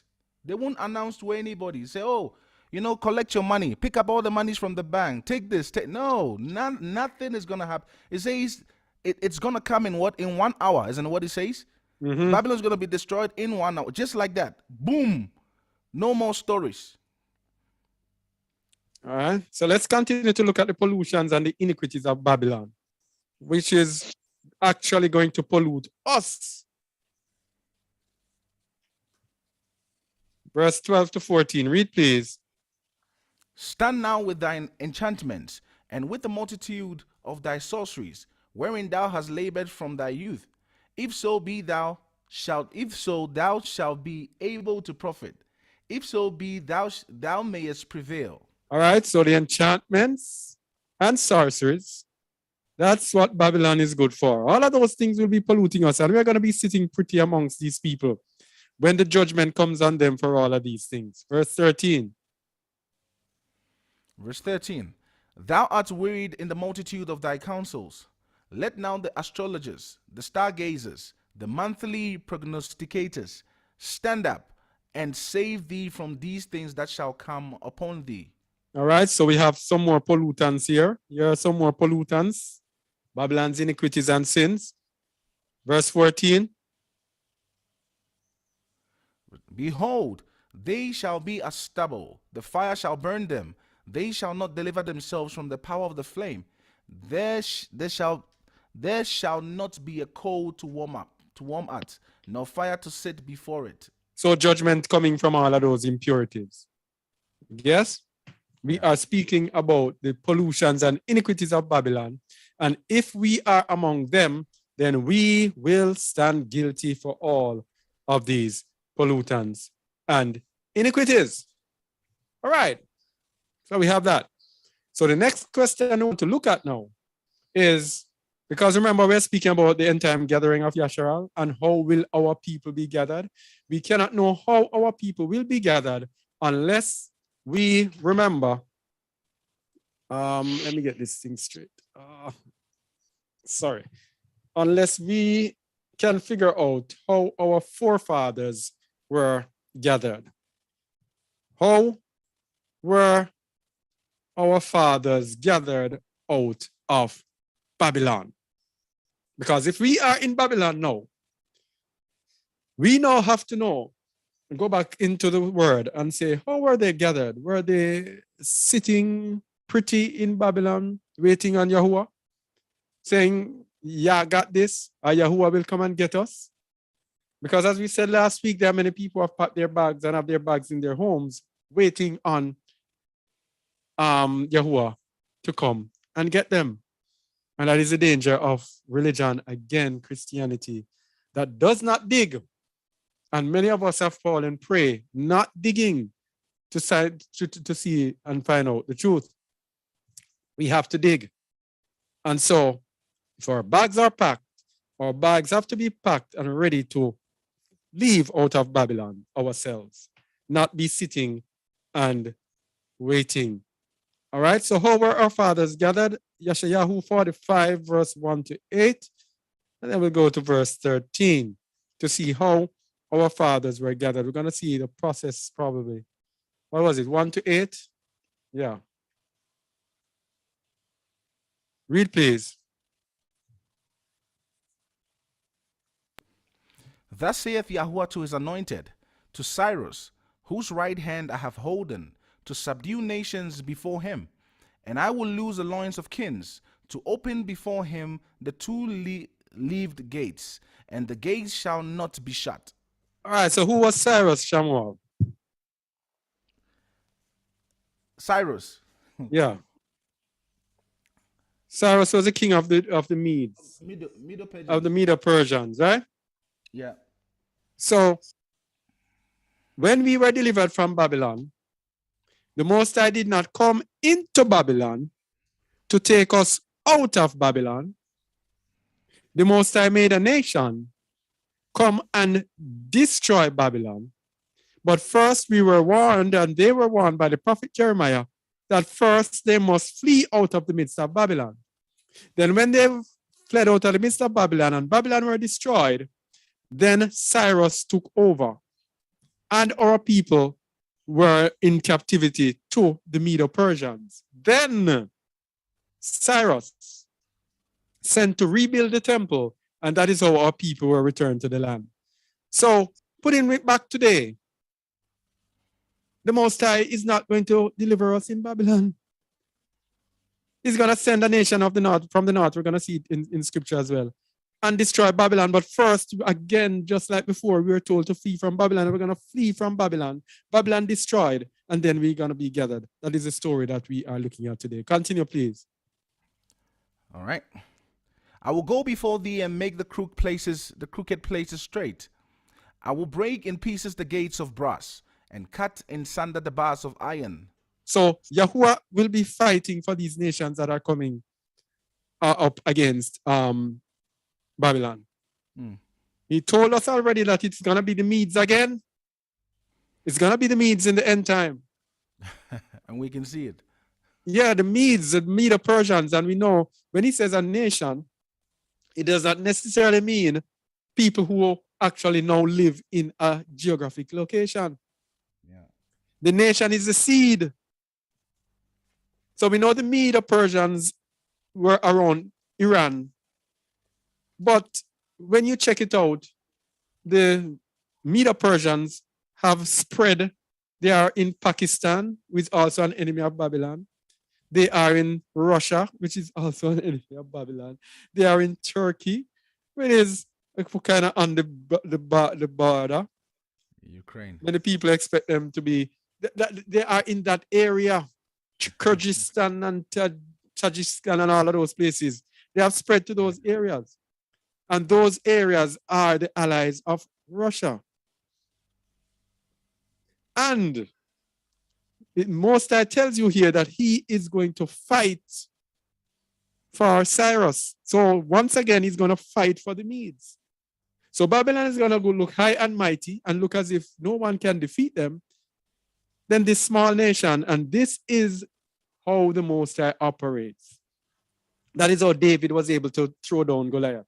This little small man that looks like he can't do anything, just throw down this giant. And how he did with the 300 men, with Gideon as well. Yeah. When they came and said, oh, these are too many. I don't work with so many people, just a few. That is how Babylon is going to be toppled, and Most High is going to fight for the nations of the north. Continue.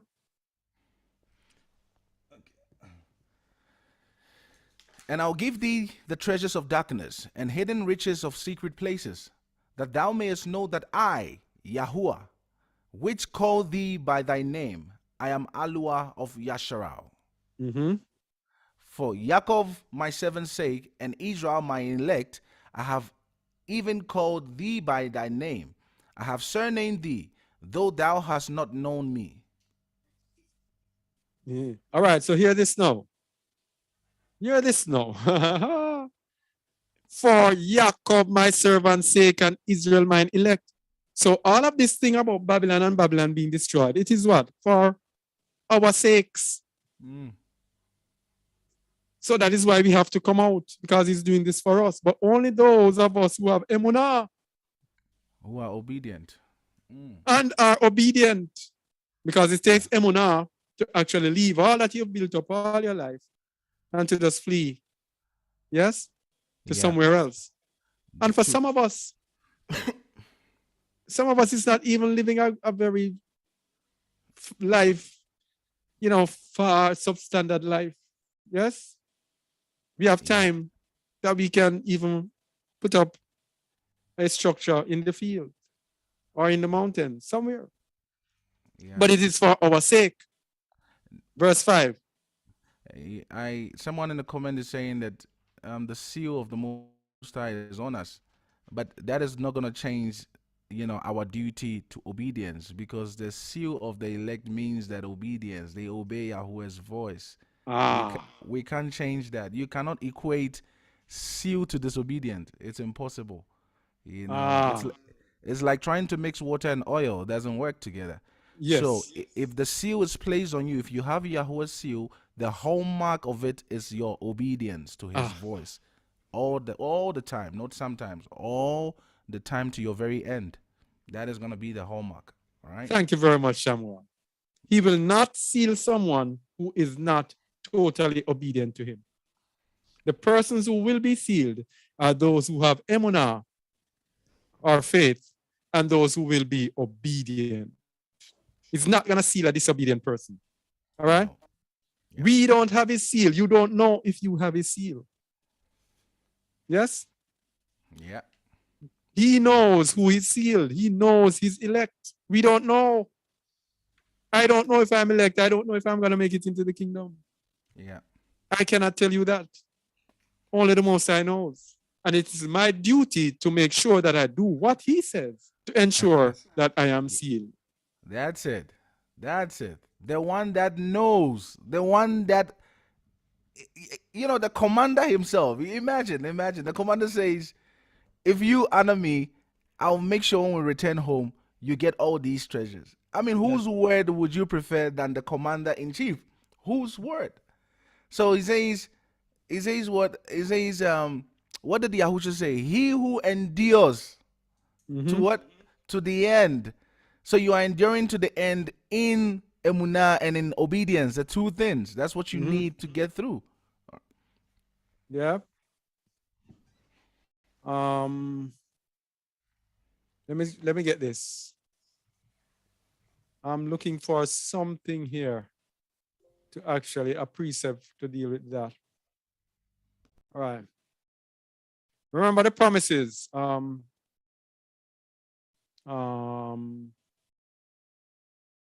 Exodus 20. Let's go back to that before we go back to Exodus 20.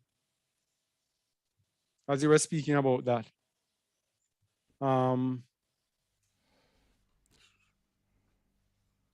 Read verse 5, please. Thou shalt not bow down thyself to them, nor serve them. For I, Yahuwah thy Alua, am a jealous Elohim, visiting the iniquity of the fathers upon the children unto the third and the fourth generation of them that hate me, Continue. and showing mercy unto thousands of them that love me and keep my commandments. So if you love him, you will keep his commandments. Yeah. So that is the one who he shows mercy to. So his mercy will not be shown to those who think they are sealed and disobey him. Make sense, bro? Yes. Yes, it does. All right. It does. If it completes it. All right. So Isaiah 45:5. So we are looking at, let's get back on track. We are looking at how were our fathers gathered out of Babylon. And we saw that he gave us Cyrus to help us get out. Verse 5. Verse 5. I am Yahuwah. All right. Okay. I am Yahuwah, and there is none else. There is no Alua beside me. I girded thee. Am I right? Yeah. Though thou hast not known me, that they may know from the rising of the sun and from the west, that there is none beside me. I Yahuwah, and there is none else. I am Yahuwah, and there is none else. Continue. All right. I form the light and create darkness. I make peace and create evil. I Yahuwah do all these things. Verse 8. Drop down ye heavens from above, and let And let the skies pour down righteousness. Let the earth open, and let them bring forth salvation, and let righteousness spring up together. I, Yahuwah, have created it. All right. So his salvation to his people. Verse 13. Verse 13. I have raised him up in righteousness, and I will direct all his ways. He shall build my cities, and he shall let go my captives, not for the prize nor reward, saith Yahuwah of hosts. All right. So that's it. It is Cyrus, not Nebuchadnezzar, who freed our people. So our people were not freed in Babylon. And verse 20 is very interesting because it says, Assemble yourselves and come. Draw near together, ye that are escaped of the nations. Stop. Assemble yourselves and do what? Assemble yourselves and come out. Assemble yourselves and what? And come. Come. When it comes to Babylon, we have to make our own effort and come. And why is that? We spoke about it earlier. Babylon controls the mind. So, if you, Brother Shamuel, do not make the conscious decision to leave Babylon, if the Most High forces you to leave, your mind is going to still be in Babylon. And wherever the Most High takes you, you are going to be like those people in Egypt who grumbled about how they missed Egypt. So, because Babylon is a mind thing, it says, be ye transformed by the renewing of your mind. So your mind has to be renewed and have rejected Babylon before the Most High can actually do anything at all with you. Because Babylon has us in bondage. The golden cup in Yahuwah's hand to make the world mad. Babylon has us in bondage mad. And we have to consciously say, I'm going to give up Babylon. Just like drugs. A man on drugs has to consciously say he's going to give it up. Or else no matter what you do, he's going to hide and go and take that drug. Continue. You were saying something, bro. Yeah, I was just adding on to what you were saying. That you're saying something, Shamuel? Yes, can you hear me? Can you hear me, brother? What's happening? Can anyone else hear me?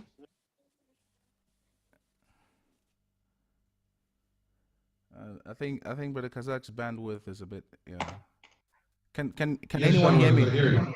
All right, okay, good. Okay, good. Yeah.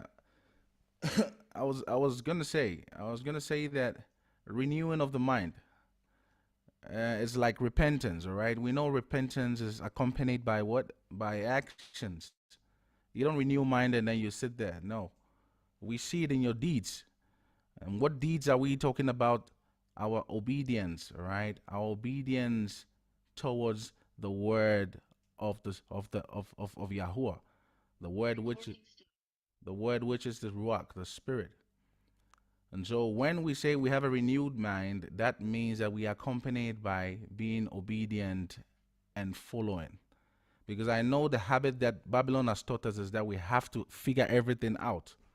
We need to understand everything, Where must I go? What must I do? It's good questions, but for people with oftentimes in the scripture with Emunah, many of the decisions they took were very drastic, all right, which was what showed their Emunah, because Emunah is not something that you you can just sit there and say, I have faith, and yet we don't see it. All right, so faith without works is dead, and we need to showcase this faith by hearing the word of the Most High. Now, leaving Babylon, I know many are asking the question, but if the whole earth is going to be destroyed, then why must I flee the cities? I know people ask that question, and I don't know, bro, if you can add on to that, but I didn't hear what you just said. I'm saying still you'll find people who ask questions like, But if the whole earth is going to be destroyed, then why flee from the cities? Okay, as we said before, when El Pedro was speaking, that the Most High just wants to see your emunah and your faith. And when you show your faith, then that is when you will dwell in his secret place, and he will cover you under his wings, and he will protect you. And we're gonna see this further on, bro. This teaching today is very detailed because it covers so many things.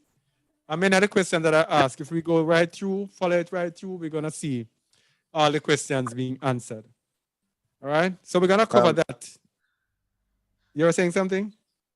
Yes, as Brother Samuel was speaking about the earth being destroyed, I see this that we actually do not differentiate between the earth and the world. Yes. The world are the people that inhabit the earth. So these things need to be understood. The earth stands, it's what his children shall inherit. Yes. Yes. The world are the people that inhabit the earth. So once we understand that, we'll understand actually who will be destroyed. Thank you. So just to add on, Brother Pedro, what you're saying is awesome. All right, because that is why we are talking about emunah. That's why we're talking about faith. Because if Yes. you do not move, there is no need. The Most High gives you covering because you have been disobedient. This is what we Of are talking course. about.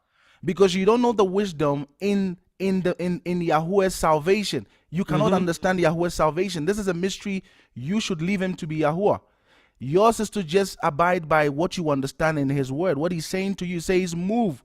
So you move. Perhaps just moving from the city you are in is what saves you.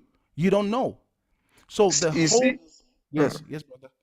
So sorry, my brother. Sorry to come in there. We have the example of Lot. Yes. Lot was a just man amongst the people who were sinful. He Yes. was in Sodom.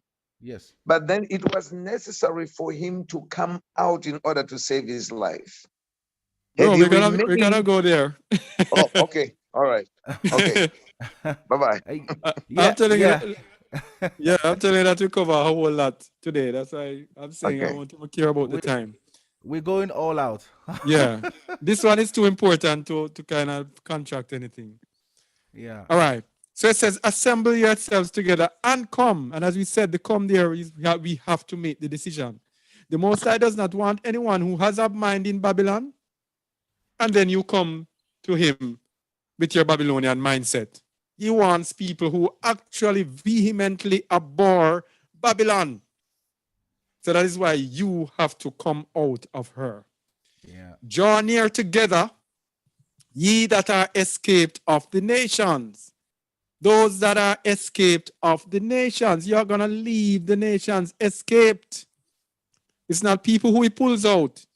Yes. It's your own effort to escape.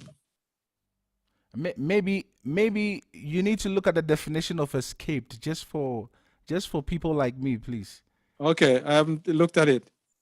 Escaped. Where are we? Escaped. Age 6412. Oh boy. Oh boy. To flee. Let us.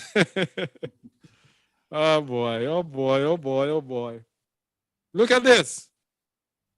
It's Paulit from X6403. What is this? A refugee. Hey, Not a nice word. it is not people who are sitting down in their living rooms in Which- Babylon. which matches the word ye are pilgrims. Who is that with a baby? Sister Eliseva. Yes. Yeah, go ahead. Which matches ye are pilgrims. Yes. You are passing through. Yes. Which matches that? And notice the other one. Fugitive. You see that? Yeah. Flee from the midst of Babylon. You're a fugitive from Babylon. You're a refugee. Yes? Oh boy. Yesterday, I was looking at some people over there in the country called Djibouti. What's the name of that people? Those people again? Which ones? Ah, and they were under. Some of them live in Ethiopia, and they're under a whole heap of pressure and everything. And I spent the time tracing the history of these people, and I'm saying to myself, these people are Israelites. They have a writing system similar to Hebrew. Yeah. They say they are Shemitic. They don't eat pork. They have similar things to our people, to the law. They have been persecuted for their entire lives. They're refugees all over. I'm saying, God, these are our people. So when I'm seeing this now, it's like a confirmation. So I so for- so that Yeah. have escaped. So you literally made it out. You by the by the thread hanging in your tooth. You just made it. You just Yes. escaped. Yes. All right. So it's not an organized thing. It's not a nice thing. It No. is hearing the word and acting on it. That's it. Yeah. No. Many are just looking at the people. You know, it's like bungee jump. It is not necessarily the jump. You can jump if you don't look down. Sometimes you can just jump without looking down. It's easier that way.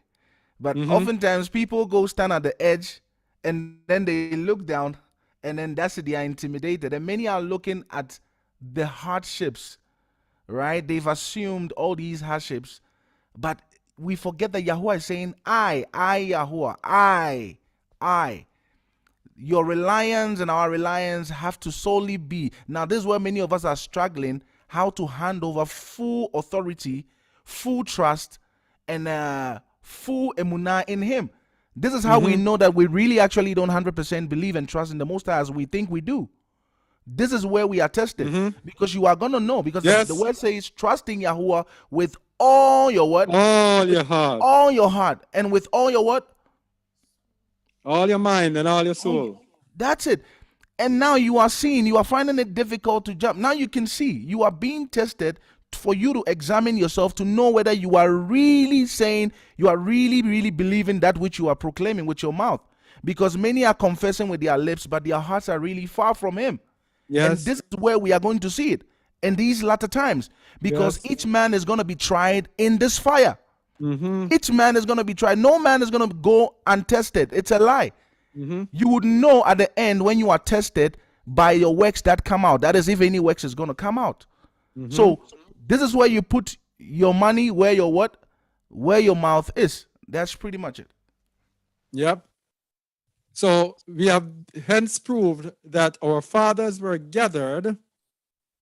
It was those, they were gathered because Babylon was conquered by another nation, and those that escaped were they assembled and they came. And in another verse, it tells us that they sought their way to Zion. So it's coming out of Babylon. The Most High is not going to come into Babylon and take you out. We can't say it enough. And we're going to show how Egypt comes into this. All right? Because I know the next thing is going to say, but we're also in Egypt. We're going to see where Egypt comes in further down the line. All right? I'm telling you that this teaching here has revealed so much to me. Hope I am able to bring out what was given to me. And yeah. So how were we gathered? How were we gathered? We were gathered by a change of power, as I was saying. So let's look at it now. Daniel 5:25. Change of power caused us to be gathered. We were not gathered before Babylon's power base was destroyed. That's what we're trying to say. All right? Yep. So we know what is Nebuchadnezzar's son, Belshazzar, that he was having a party and he took the vessels from the Yahuwah's vessels that were taken from his temple and used them to party. And then a writing came on the wall right away. And this was the writing, verse 25. This is Daniel interpreting the writing. Please, go ahead, please. All right. And this is a writing that was written and this is a writing that was written. Mene tekel. Upasin, yeah. This Continue. is interpretation of the thing. Mene, Allah hath numbered thy kingdom and finished it. All right. And what is the precept for this? Babylon the Great has fallen, has fallen. So he says the kingdom is finished even before the kingdom was finished. And so this is why the Most High says, Babylon hath fallen, hath fallen. Babylon is finished even before it is finished. Right, bro? Yeah. All right, continue the next one. Tekel, thou art weighed in the balances and art found wanting. We would have healed Babylon, but she is not healed. Because Babylon was found weighed in the balance and found wanting. So, we would have healed her, but nah, we're not going to heal her. Because she's found wanting. Verse 28. Paris, thy kingdom is divided and given to the Medes and Persians. And what is the prophecy for this? An assembly of nations from the north shall come and destroy Babylon. Yeah. Same thing. Right? Yeah. And this is the Medes and the Persians. This was a prophecy. Verse 29. Then commanded Belshazzar, and they clothed Daniel with scarlet, and put a chain of gold about his neck, and made a proclamation concerning him, that he should be the third ruler in the kingdom. And this, of course, must be coming from Yahuwah. Yeah. Because this man now was condemned to have his kingdom taken away from him, and he still honored his word and made him the third ruler in the kingdom. But verse 30 said, In that night was Belshazzar, the king of the Chaldeans, slain. And Continue. Darius the Median took the kingdom, being about 62 years old. So Darius the Mede took the kingdom from Belshazzar. Okay? That is how we were gathered, by a change of power. So Babylon, we have the process. Children of Israel leave Babylon, flee Babylon. Babylon is destroyed, and then the children of Israel return. This is the process. Yirmiyahu 50, verse 1 to 20. Yirmiyahu 50, verse 1 to 20. Hope you are with me. We are seeing the gathering and seeing how our people will be gathered. Yirmiyahu 50, 1 to 20. Read, please. The word that Yahuwah spake against Babylon and against the land of the Chaldeans by Jeremiah the prophet. Declare ye among the nations, and publish, and set up a standard published, and conceal not. Say, Babylon is taken, Bel is confounded, Merodach is broken in pieces. Her idols are confounded, her images are broken in pieces. Her images are broken in pieces. This is the religion, the destruction of the religion. All right? Yeah. And we know Bel is actually Baal. And we know their religion today, Christianity, worship Baal in the name of the Lord. The Lord is Baal. All right? Same thing. Nothing has changed. Yes. Verse 3. For out of the north there cometh up a nation against her. Hold on. Before you go ahead, let me just quickly check this Merodach to see it's the god of what? To see if there's any similarity today. Merodach. All right, it didn't tell us. It didn't tell us God of what. Well, I'm going to have to research that because these people have not changed anything at all. So continue, please. All right. For out of the north there cometh up a nation against her, which shall make her land desolate, and none shall dwell therein. They shall remove, they shall depart, both man and beast. All right. They shall remove, they shall depart, both man and beast. They're going to destroy everything. Verse 4. In those days and in that time, saith Yahuwah, the children of Israel shall come, they and the children of Judah together, going and weeping, they shall go and seek Yahuwah their Aloha. All right, argument though. People, you're not gonna be sitting in Babylon in your living room watching TV and be rescued. There's gonna be refugees, fugitives. In those days, the days of the destruction, the children of Israel shall come. They shall come. They and the children of Yehudah together. That means the whole 12 tribes, the dry bones. They shall come together, going and weeping. And what does this remind you of? This reminds us of when you have a refugee situation. And you see the long line of refugees leaving fleeing a particular place. Yeah.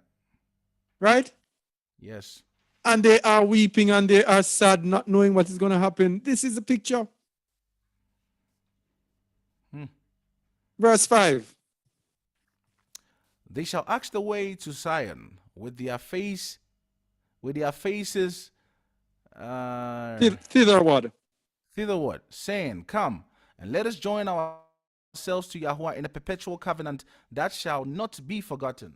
So in other words, they are willing to give up everything and give up themselves. Say, okay, we give up. We're going to join to Yahuwah and walk in his statutes and obey him.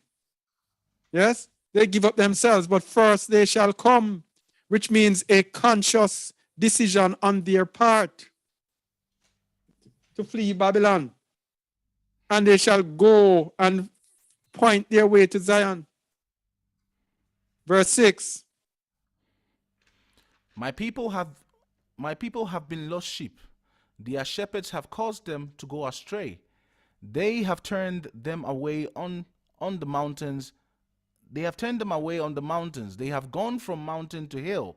They have forgotten their resting place. Yeah. And mountains here refer to the powerful nations of the earth, the most exalted nations on the earth. So our people have gone from mountain to hill. So that's what we do. We move from country to country. We have migrants now in all parts of the world. No, we have forgotten their resting place. And what is our resting place? Zion. We don't know Zion, so we want a better life. We go to the United States. And we do not seek Zion. But verse 7 says, All that found them have devoured them.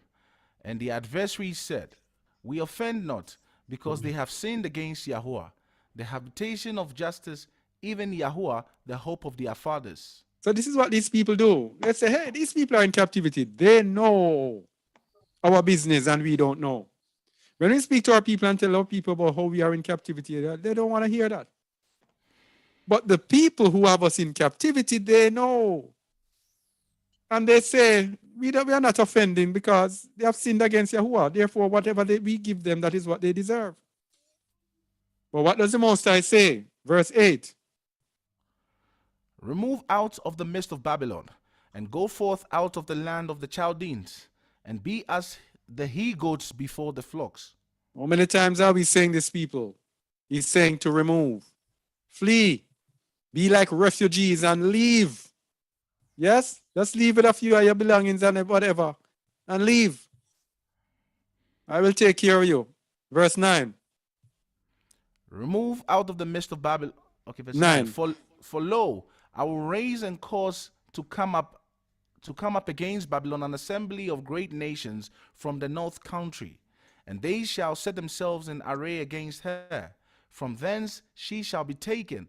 Their arrows shall be as of a mighty expert man. None shall return in vain. All right, so you see this? Remove out of the midst of Babylon. This removes comes first before the destruction. And this is the reason. Their arrows shall be as of a mighty expert man, none shall return in vain. Now, when these nations come from the north now, and they come to destroy this particular land, do you think they're going to discriminate Samuel and say, okay, no, there is a set apart Israelite living in this home. Let us bomb around this home and try our best not to touch this person. Are they going to say that? I think the best people to answer will be the people that lived in Hiroshima. Yes. That would be a great example because they received no warning, no signs, Yes. nothing. And the bombs that they have today, the bombs that fell in Hiroshima were joke compared to the capacities of the atomic bombs that they have today. Yeah? Hmm. All right. Yeah. Continue. 10. All right. And Chaldee shall be a spoil. All that spoil here shall be satisfied, saith Yahuwah. Because ye were glad, because ye rejoiced, all ye destroyers of mine heritage, because ye are grown fat as the heifer at grass, and below as bulls. All right. So what we are saying again, when we started, we said it's all, you cannot truly understand it unless you look at it as an Israelite. It's about us. He's destroying us because he's destroying them because they destroyed us, the Most High's heritage. Verse 12. Your mother shall be sore confounded. She that bare you shall be ashamed. Behold, the hindermost of the nations shall be a wilderness, a dry land, and a desert. And what did we say earlier? Babylon is everywhere. Yeah. The hindermost of the nations shall be a wilderness.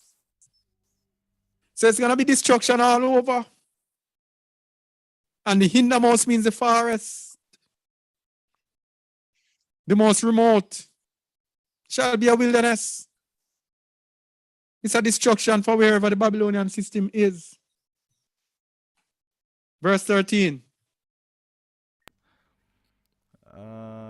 Wait, someone just spoke and took over the screen. 1 second. Let me just. Okay, cool. Verse 13.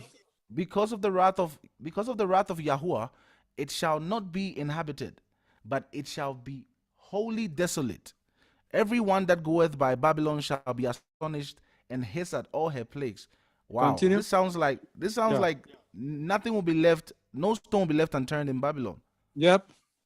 So I don't see how anyone can escape of this if you are still in the midst there. Because listen to this. Let me read that again, verse 13. Because of the wrath of Yahuwah, it shall not be inhabited, but it shall be wholly desolate. Everyone that goeth by Babylon shall be astonished and hiss at all her plagues. Yes. Put yourselves in array against Babylon round about, all ye that bend the bow. Shoot at her, spare no arrows, for she hath sinned against Yahuwah. All right, so here we go again. The sin of Babylon against Yahuwah. And it says, come out of her that you do not be partakers of what? Her sins, her plagues. Of her sins. So if we are in the midst of Babylon when this is happening, we are going to be partakers of her sins and we are going to receive of all of this. Desolate, yeah. Yeah. So sitting pretty in Babylon waiting on our deliverance. Suicide. Continue. Shout against her round about. She hath given her hand. Her foundations are fallen. Her walls are thrown down. For it is the vengeance of Yahuwah. Take vengeance upon her, as she hath done. Do unto her. Continue. Cut off the sower from Babylon, and him that handleth the sickle in the time of harvest. For fear of the oppressing sword, they shall turn everyone to his people, and they shall flee everyone to his own land. People are going to run away from Babylon for fear of the oppressing sword. Now, the only reason I want to encourage people to flee to their own land is this PCR test that they are making people do. I have no trust in that test whatsoever. There's absolutely no trust in that. There's no trust in that. Yeah. So There's no trust. whatever you do, wherever you are, find a remote location. But I wouldn't tell people to go take that test. No way whatsoever. Anyway, continue. Verse 17. Israel is a scattered sheep. The lions have driven him away. First, the king of Assyria have devoured him, and last this Nebuchadnezzar, king of Babylon, hath broken his bones. Mm-hmm. Therefore, thus saith Yahuwah of hosts, the Alua of Yasharal, behold, I will punish the king of Babylon and his land, as I have punished the king of Assyria. I will bring Yasharal again to his habitation, and he shall feed on Carmel and Bashan, and his soul shall be satisfied upon Mount Ephraim All and right. Gilead. All right. So after the deliverance from Babylon, then we are going to be gathered and brought back into the land. That's the process. Verse 28 to 29. 28 to 29. Oh, I hear PCR testing is no more required to fly to Jamrock. Serious? Someone, yeah, I think Whoa. Sade is saying it. Whoa. So people, you have a reprieve. So I can encourage you know, run, come on, Jamaica. Run, come back on the yard. Jamaicans will understand what I just said. Run, come home and left the people in place. I want to deal with. Anyway, only a Jamaican would understand what I just said. So, verse 28. All right, verse 28. The voice of them that flee and escape out of the land of Babylon, to declare in Zion the vengeance of Yahuwah our Alua, the vengeance of his temple. Let me tell you something. The Most High is merciful. Now, at the time that he's sending out this message, he made the place open for his people. People, let me tell you all something. You see, those of you who don't flee and come home, but I don't want to say what I want to say. You had better leave that place. It's been a long time, and many persons were locked down there saying that they are afraid to take the test. Now the way is open. You have no excuse. No excuse. Anyway, verse 28, the voice of them that flee and escape out of the land of Babylon. Yes? It's not the Most High coming to deliver you out of Babylon. You are not in Egyptian slavery. You are not in the land toiling on the fields in the sugarcane plantation or the cotton plantation, having a whip and massa riding around on a horse, and you don't get any pay. And when you have children, massa take away your children and whatever. That's not what's happening. That's not the life that you're living. You are in Babylon. Escape out of the land of Babylon. And guess what? Look at this now, Shamuel. To declare in Zion. That means if you don't escape out of the land of Babylon, you cannot declare in Zion. Yeah. Yeah. The vengeance. Because you will not live to see the vengeance. You will not live to see the vengeance of Yahuwah on your enemies. All right. The vengeance of his temple. And this is another thing. Our bodies are the temples of the Most High. What a lot of people underestimate is what Babylon is doing to our temples. With its sorcery, with its medications, with its VA, can I spell? VACX. No, VACK X SCENE. You know what that's spelled? You can say the potion, the love potion in the hands, the satanic potion. Yes. So the Most High is gonna take vengeance for that. Yeah. Verse 29. Call together the archers against Babylon, all ye that bend the bow, camp against it round about. Let none thereof escape. Recompense her according to her work, according to all that she hath done. Do unto her, for she hath been proud against Yahuwah, against the Holy One of Yasharal. Against Kadosh Yasharal. And against his people. Babylon is going to get a whipping. And if we are here in the midst of Babylon, we too are going to participate in Babylon's whipping. No way around it. Verse 32. And the most proud shall stumble and fall, and none shall raise him up. And I will kindle a fire in his cities. Stop there. Kindle a fire where? in the cities of Babylon. That's how we're telling people. You gotta leave the cities. Go to remote locations. The fire is gonna be in his cities. And it shall devour all round about him. So all if you're even near to the cities. So a lot of people that say, okay, I'm gonna flee the city, I'm gonna go in the suburbs. No. It shall devour all round about him. As far away from the suburbs as possible. Yes? Yeah. And Micah 4, verse 10, that has been with us for some time. You know, many of us are going to be tired of it, but let's go. Micah 4:10. Read, please.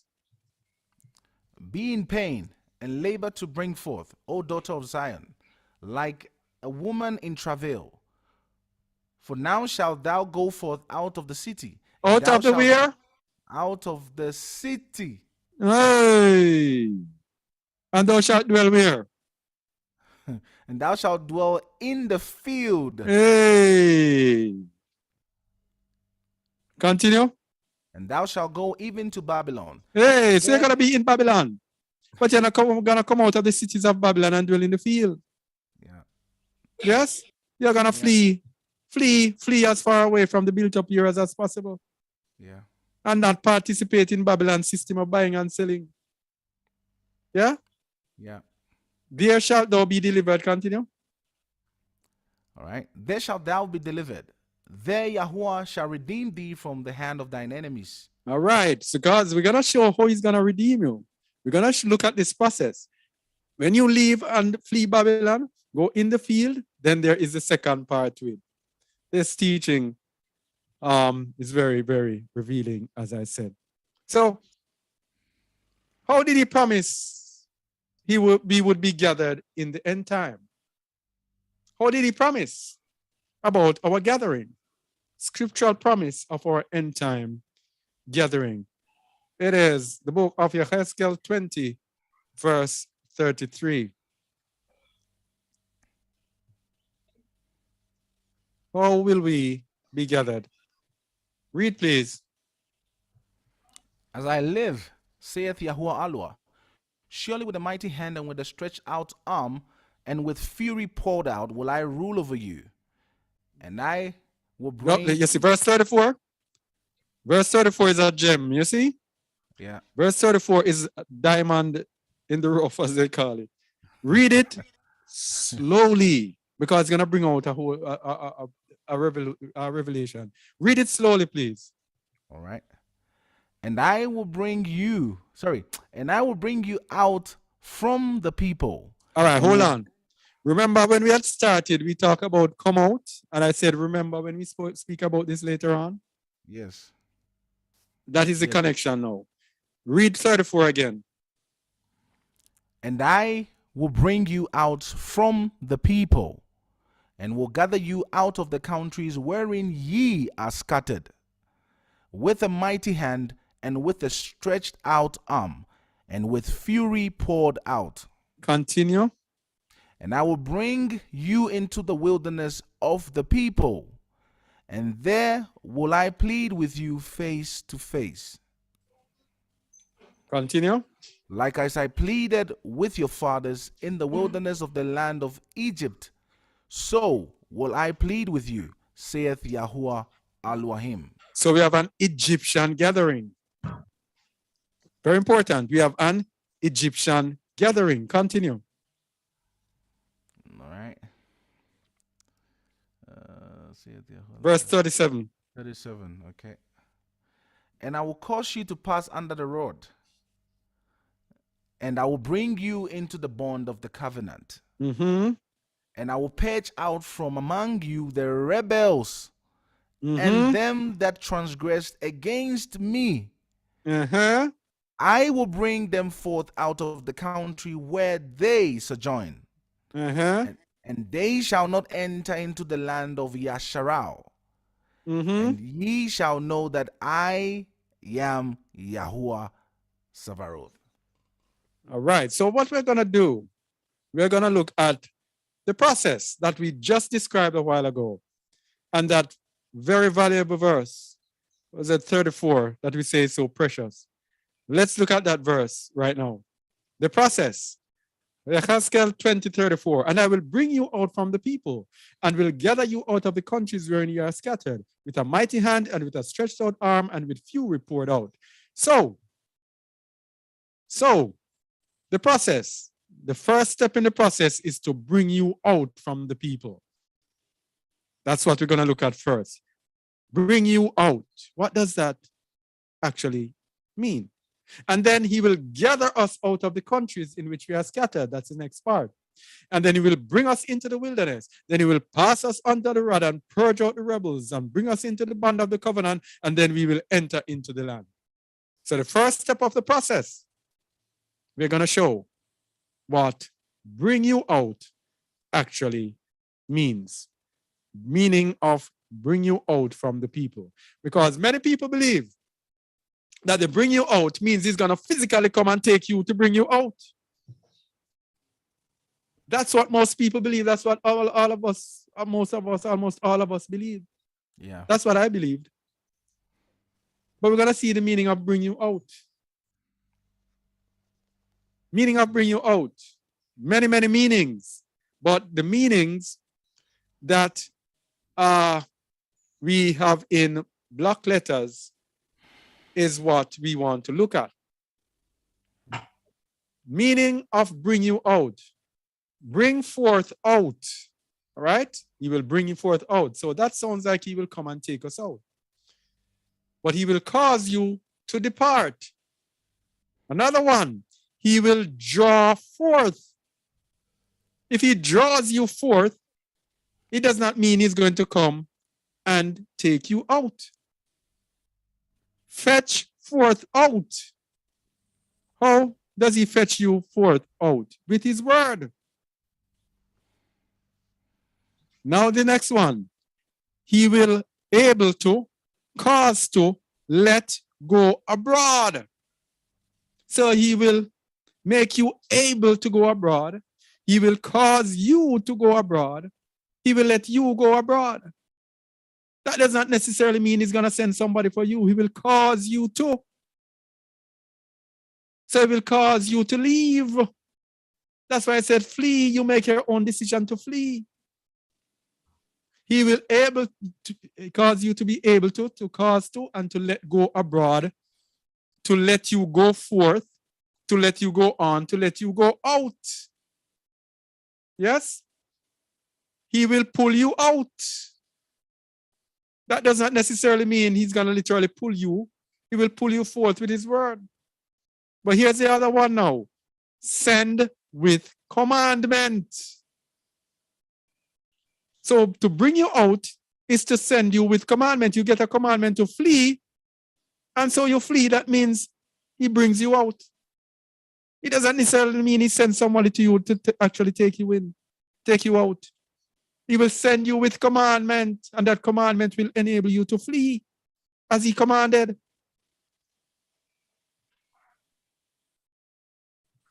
Look at the process again.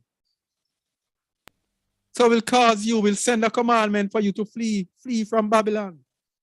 Yeah. And through his commandment, you will flee. Then he will gather you. So this is the gathering.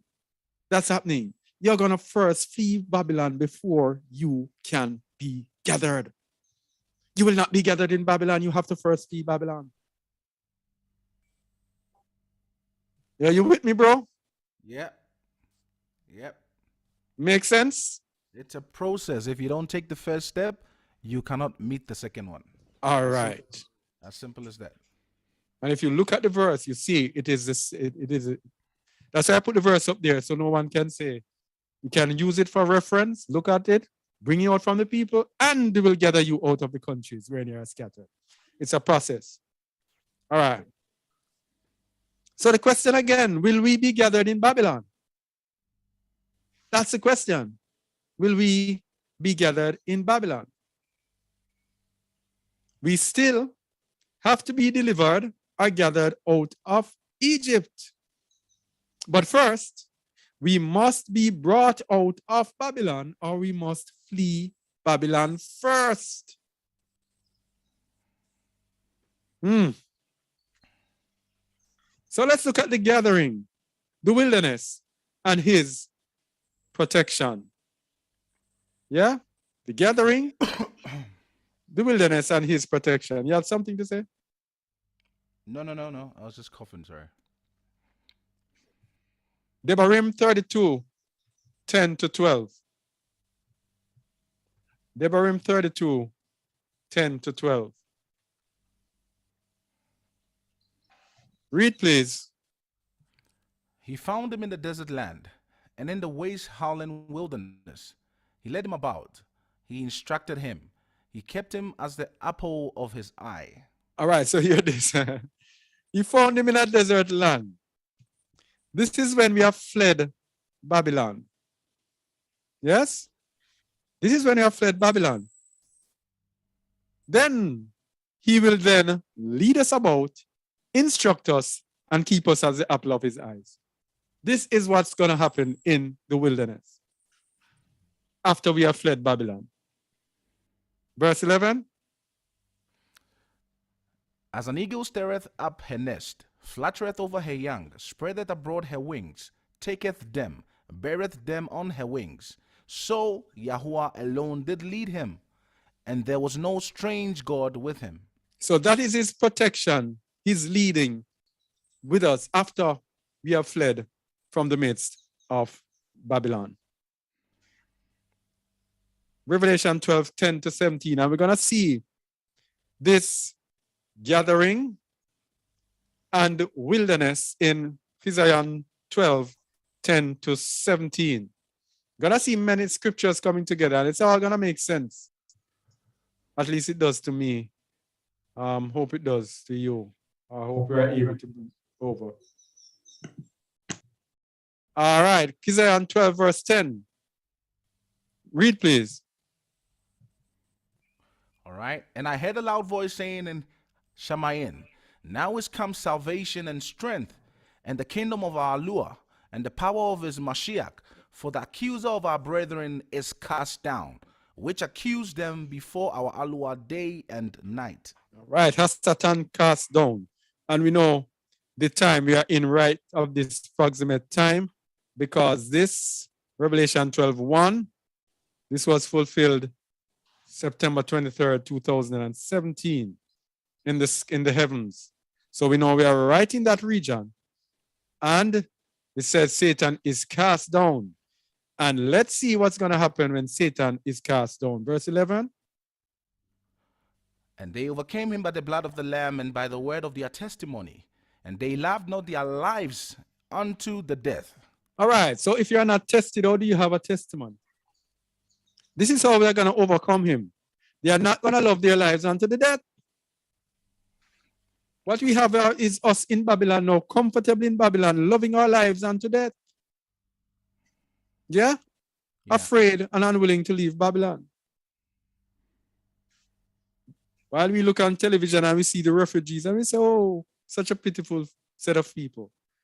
Not knowing that if we are not like them or do not have the heart like them, and we have no salvation. Seriously, according to the word. Verse 12. Therefore rejoice, ye heavens, and ye that dwell in them. Woe to the inhabitants of the earth and of the sea. Bro, this one threw me off. Sorry. I was reading it just this past couple of days, and I was actually sharing with Brother Pedro. Yeah. Inhabitants of the earth and of the sea. Of the sea didn't sound like the island. It sounds like there are inhabitants in the sea. That is for another time. Yeah, we'll deal with that another time. Woe to the inhabitants of the earth and of the sea, for the devil is come down unto you, having great wrath, because he knoweth that he hath but a short time. A very short time. And we are the short time in Revelation 13. Where are we now? Revelation 13, it tells you about the short time. Verse 5. Read, please. And there was given unto him a mouth speaking great things and blasphemies, and power was given unto him to continue 42 months. 3.5 years. That's a very short time. And who was the 3.5 years? Verse 1. And I stood upon the sand of the sea and saw a beast rise up out of the sea, having 7 heads and 10 horns, and upon his horns 10 crowns, and upon his heads the name of blasphemy. And we know the 7 head is the G7 nations, the beast that is puncturing people all over the world with their abominable, what do you call it? Pointed object. All right? So we know that we are right around this time. Verse 13. Verse 13. And when the dragon saw that he was cast onto the earth, he persecuted the woman which brought forth the man child.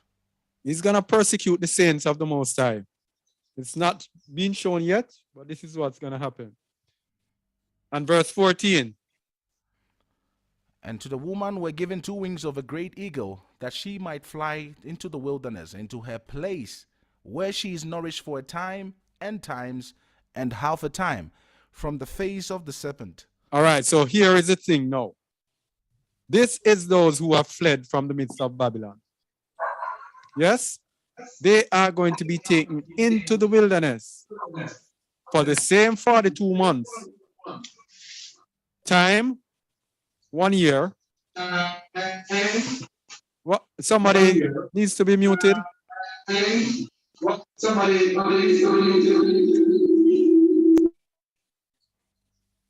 All right, so where were we again? Yeah. So time, 1 year, times 2 years, and half a time, half a year. 42 months or 3.5 years.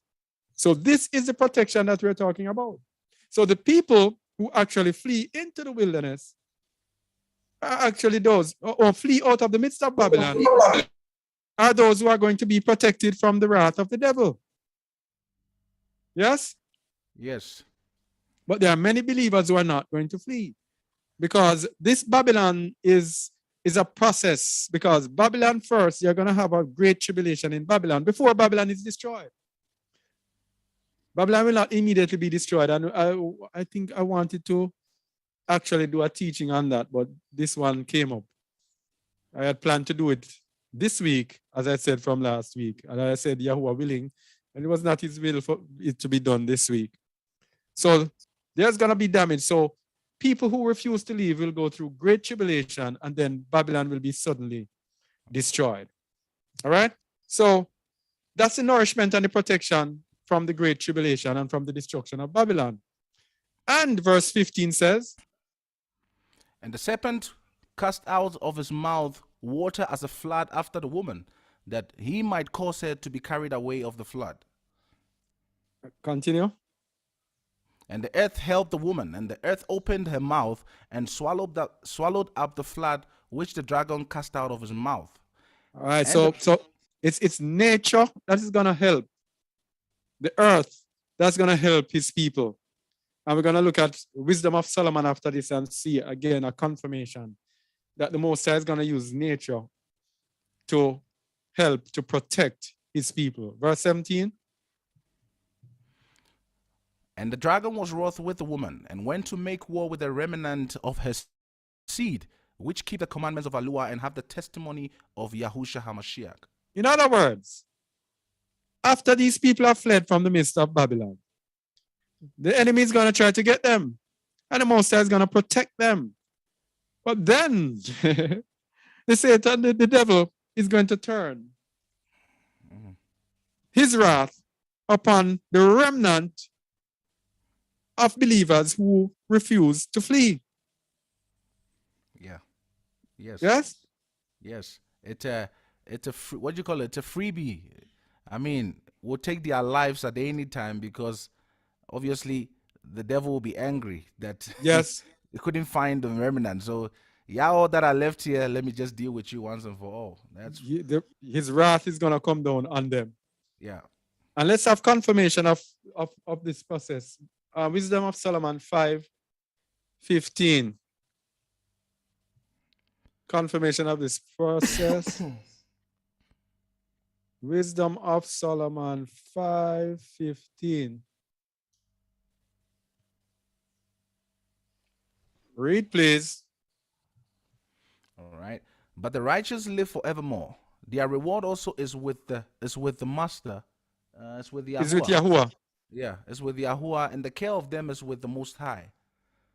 Therefore shall they receive a glorious kingdom and a beautiful crown from Yahuwah's hand. For with his right hand shall he cover them, and with his arm shall he protect them. All right. Those who flee and are found righteous, he is going to cover them. He's going to protect them. Verse 17.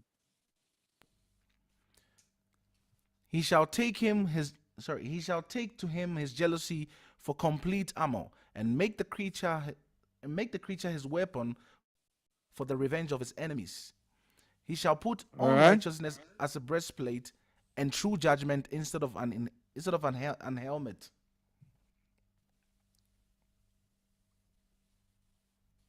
Continue.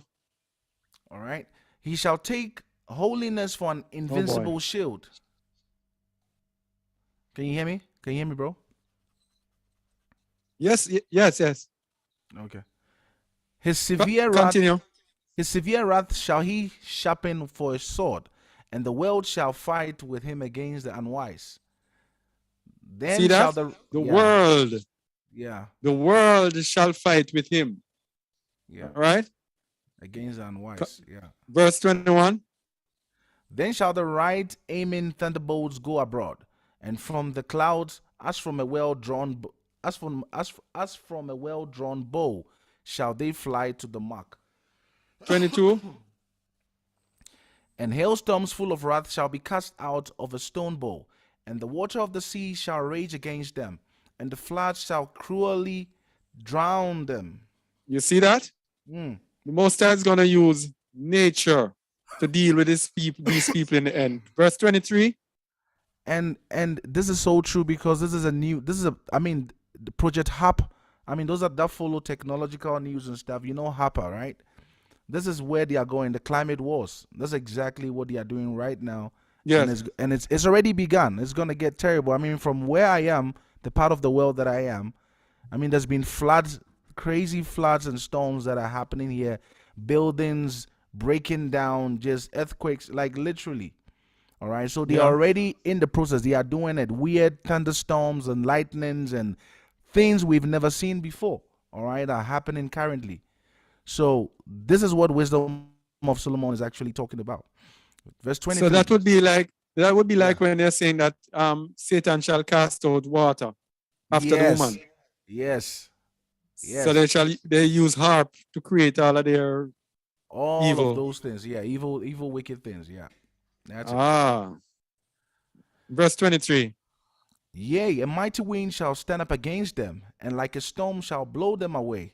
Thus iniquity shall lay waste the whole earth, and ill dealing shall overthrow the thrones of the mighty.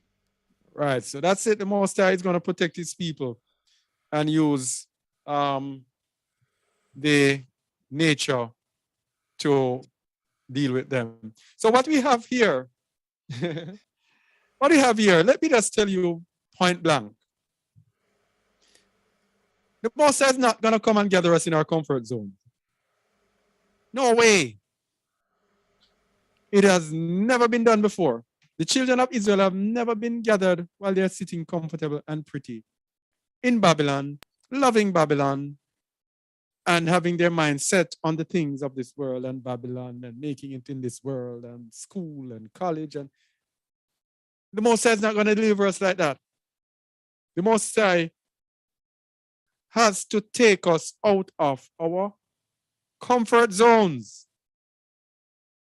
He takes us out of our comfort zones. Now, about 2 days ago, no, the same day when I started preparing, day before yesterday when I started preparing this teaching, after I almost finished, I think, I saw a video and I was saying, man, the Most High is sending his word. A video by Seed of Israel that says, the Most High is going to take his children out of their comfort zones in the end. And almost every week now, we have had to look at one of the 7 assemblies of the book of Revelation. And today, without further ado, we go into the assembly of Laodicea. Almost every week, I'm telling you, we have to be going through. It's what, verse 14 to 22. All right? 3 verse 14. Let's see what's going to be happening to these people who are in their comfort zones. Revelation 13:14. Read, please. And unto the angel of the church of Laodiceans write, these things saith So saith be the, it. saith the Almighty. So be it, yeah. The faithful and true witness, the beginning of the creation of Alua. I know thy works, that thou art neither cold nor hot. I would thou wert cold or hot. So All right. then, So they were neither cold nor hot. Verse 16. Verse 16. so then, because thou art lukewarm and neither cold nor hot, I will spew thee out of my mouth. I will spew Because- thee out of my mouth. So what does lukewarm mean? Lukewarm means that they're just there. Yeah, You know, they don't have any fire in them. These are the religious people yeah, who want to sit comfortable and just believe that their religion saves them. I keep the feast. I kept his Passover. yes, You know, I go to church. yes, I am an Israelite. And so they continue pursuing the things of life. Yeah? Thinking then that will save them in the end. But what does the Messiah say in verse 17? It says, because thou sayest, I am rich and increased with goods, and have need of nothing, and knowest not that thou art wretched and miserable and poor and blind and naked. All right. So this is a lukewarm thing. Yeah? Comfortable, you're in Babylon, you're earning, you have your job, you have your business, you might be earning, satisfied, you can pay your bills, and you have a little left over, and you are comfortable. Yeah. But he says, you are wretched and miserable, poor and blind. And naked. The word blind sums it all up. Blind. Yes. Blind. You are blind. And we also know naked. Naked Yes. means they are sinful. You're very sinful, very, very exposed. You are still an easy prey for the enemy. Easy prey. Yes. All right. But verse 18. I counsel thee to buy of me gold tried in fire. Stop that thou there. Buy of me gold tried in fire. This is when you give up on your comfort zone. Come out of your comfort zone. Flee out of the midst of Babylon. Come out of your comfort zone. That thou mayest be rich. And these are the true riches. Remember to another assembly, he says, I know thy poverty. Yes. But thou art rich. Rich. The richness is not in materialism or discomfort that we have in this life. What was that? I'm saying rich in mercies. Yes. All right. So started from verse 18, please. I counsel thee to buy of me gold tried in fire, that thou mayest be rich, and white raiment, that thou mayest be clothed, and that the shame of thy nakedness do not appear, and anoint thine eyes with eye salve, that thou mayest see. All right. White raiment, which righteousness, that thou mayest be clothed, and that the shame of thy sin do not appear. And anoint thy eyes with eye salve, that thou mayest see. Verse 19. As many as I love, I rebuke and chasten. Be zealous, therefore, and repent. All right, we can leave. Let's go to Luke 8:14. But bro, I would love that you stay on 19 one more time. You know? Okay, go ahead. Yeah, because that is very important, because it is actually the disease we are suffering in these times as the chosen people. All right, we are suffering from the from this sickness of being rebuked. It's like the servants of the Most High need be scared of you and not be able to speak boldly. All right, the words of truth, which can redeem you, which can save you if you listen to them. Yes. And so you find many teachers are actually scared and intimidated. They don't go into the truth as deeply as, fortunately, some of us here who are still beaten and battered, bruised by all the slanderous accusations that go on. We don't fear any of these things, but we will speak because the truth has the power to do what? To save.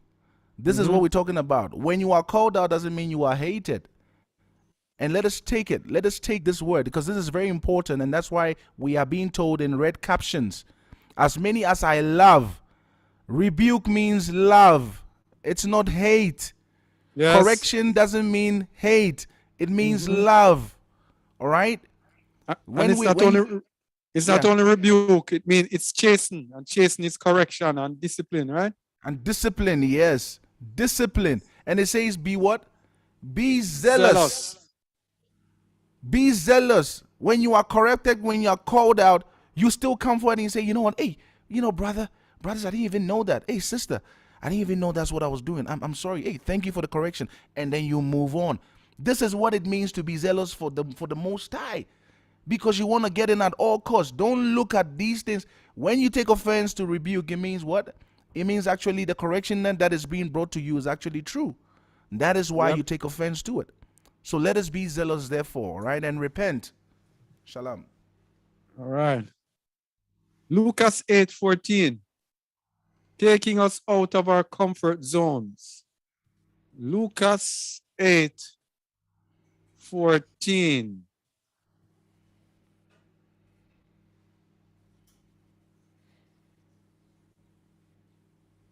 Read, please. All right. And that which fell among thorns are they, which, when they have heard, go forth and are choked with the cares and riches and pleasures of this life, and bring no fruit to perfection. All right. So, if we are choked with cares and riches and pleasures of this life, if we are in our comfort zone, concerned with these things of this life, then nothing can be brought to perfection in us.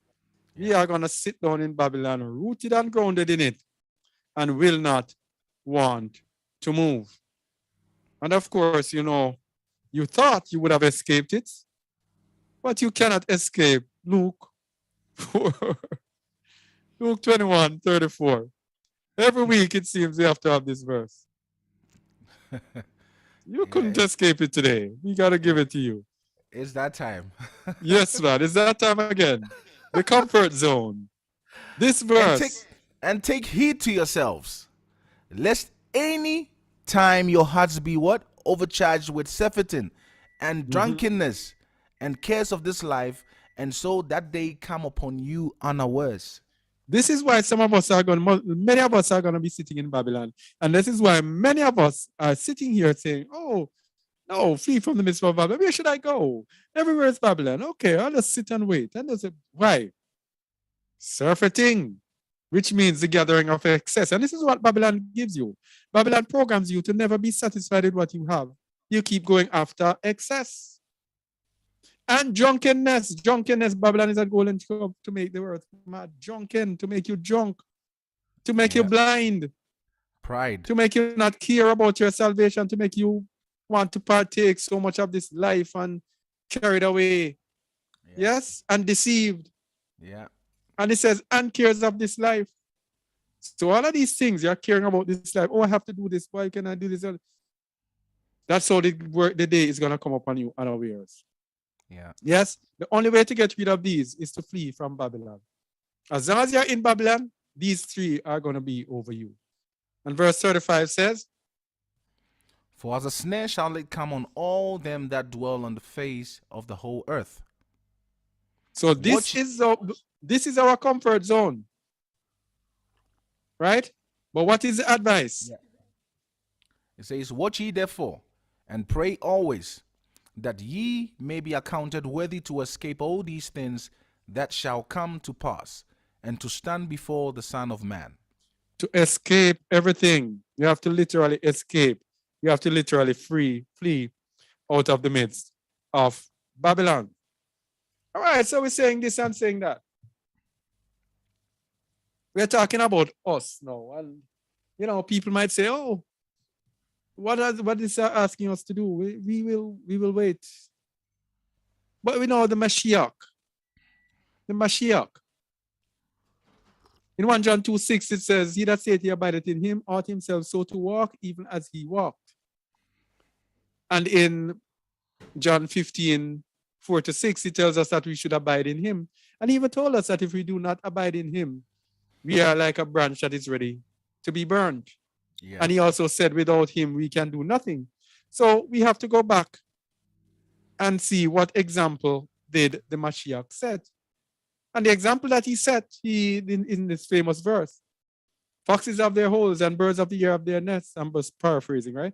Foxes have their holes, birds of the air have nests, but the Son of Man has nowhere to lay his head. And there's nowhere more profound is it stated than in the book of Lucas 21:37. Read it, please, Blow.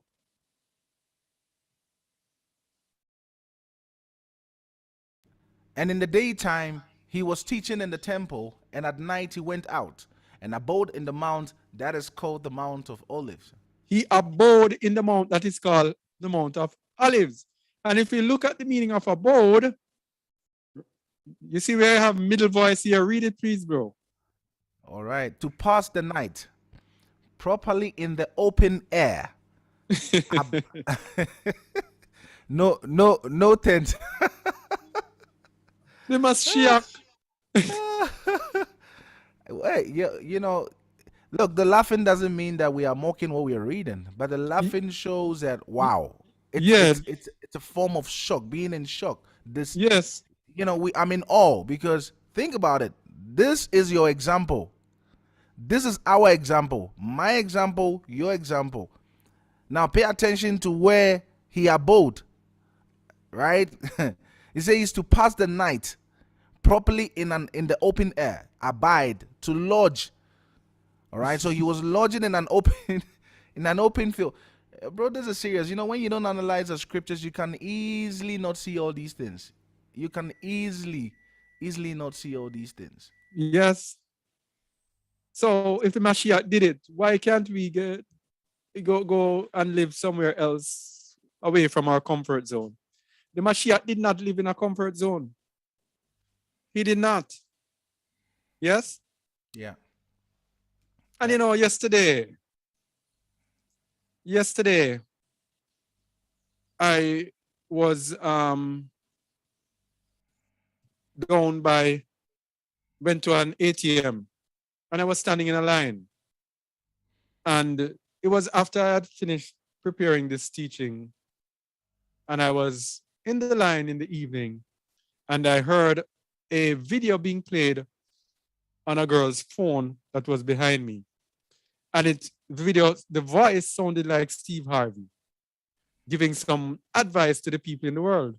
And when I heard it, I was like, thank you, Father, for the confirmation. And it confirms what I have said and what I tell people. The Most High speaks through anyone. You don't have to be filled with anything. You don't even have to have any regard with him. He will confirm. He will use these people for your purpose and to confirm the word that he sends to you. Yes, even the most evil people will say something and confirm a word and bring a word to you. Trust me on that. Confirmation. That's it. So, when I heard the video say, and I didn't get the words exactly, but I did my best.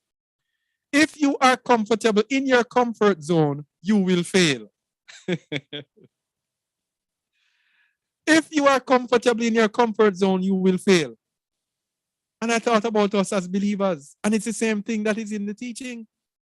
If you're comfortable in your comfort zone in Babylon, you're going to fail. And these people are using it for the world and to succeed in the world. It's the same thing. He went on to say, success is not comfortable. So for us to get salvation, it's not comfortable. It's not sitting in your living room or sitting in your bed or sitting in your yard lounging around. It's not comfortable. And then he went on to say, to be successful, you gotta be comfortable being uncomfortable. It's the same thing that we're saying. We have to be comfortable being uncomfortable.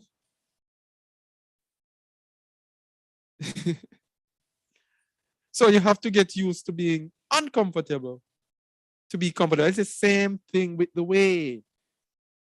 You have to be uncomfortable now, willing to be a fugitive in order to succeed unto eternal life.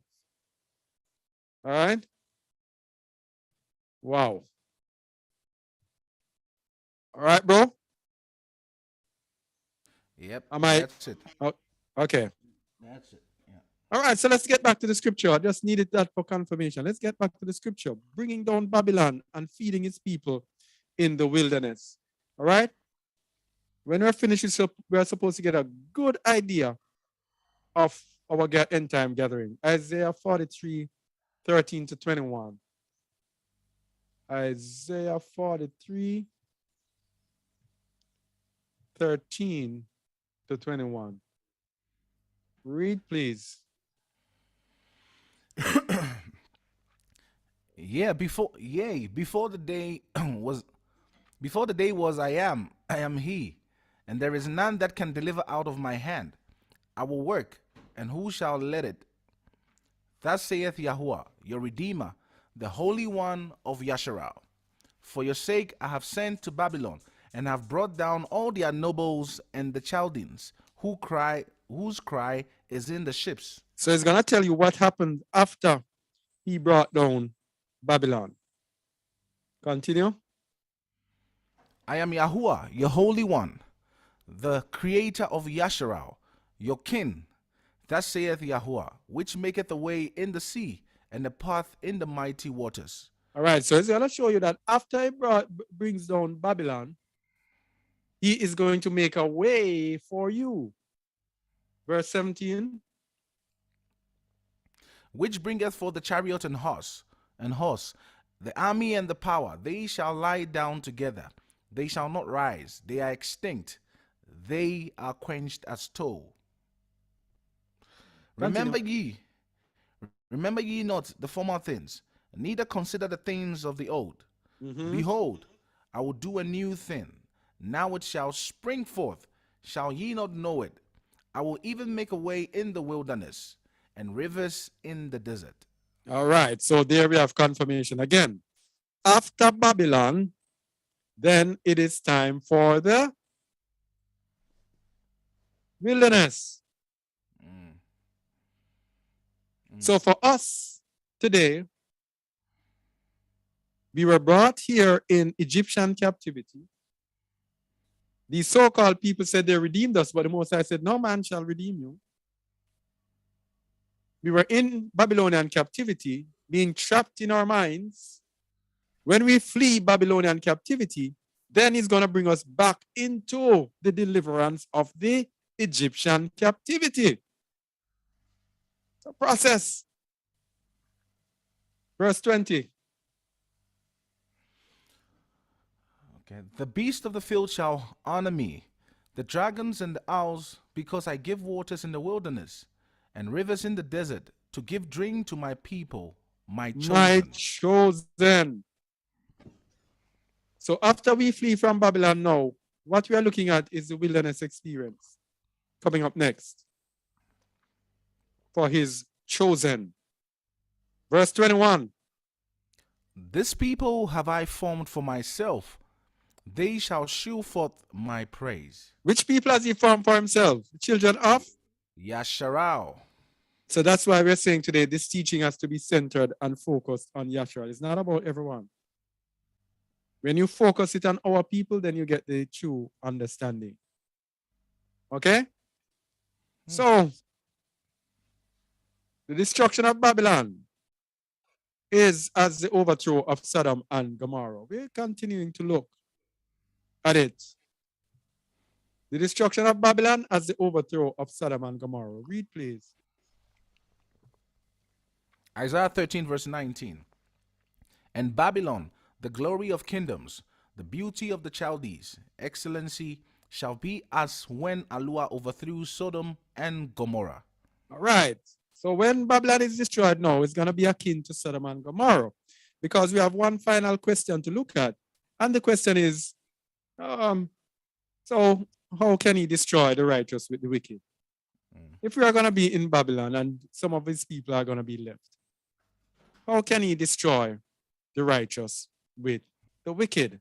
So we need to go to Sodom and Gomorrah to solve this question, right? Will he slay the righteous with the wicked? Genesis 18, 23 to 26. Genesis 18, 23 to 26.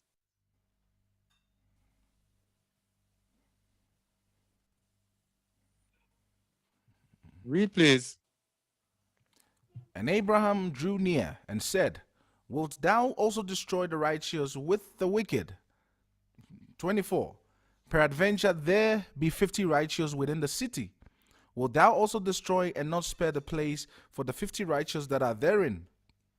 That be far from thee to do after this manner, to slay the righteous with the wicked, and that the righteous should be as the wicked. That be far from thee. Shall not the judge of all the earth do right? And Yahuwah said, If I find in Sodom 50 righteous within the city, then I will spare all the place for their sakes. And we know Abraham went down to 5 Yeah. righteous people. If I find in Sodom 50 righteous people in the city, then I will spare all the place for their sakes. Yeah. So the Most High is agreeing. He will not destroy the righteous with the wicked. But here's the question. How and when are we considered righteous, Shamuel? What makes us righteous? Believe in the Messiah and faith and keeping the Torah. We are righteous. More simplistically, we are righteous through emunah, or faith. Revelation 4:3.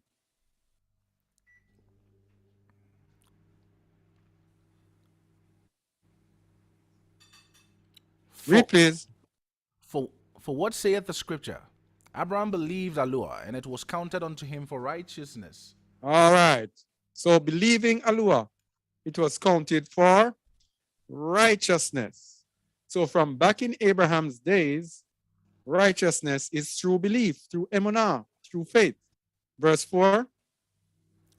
Now to him that worketh is a reward not reckoned of grace, but of debt. All right. So if somebody works, then you are to get your pay. But if you believe, then it's something different. You did not work. Verse 5.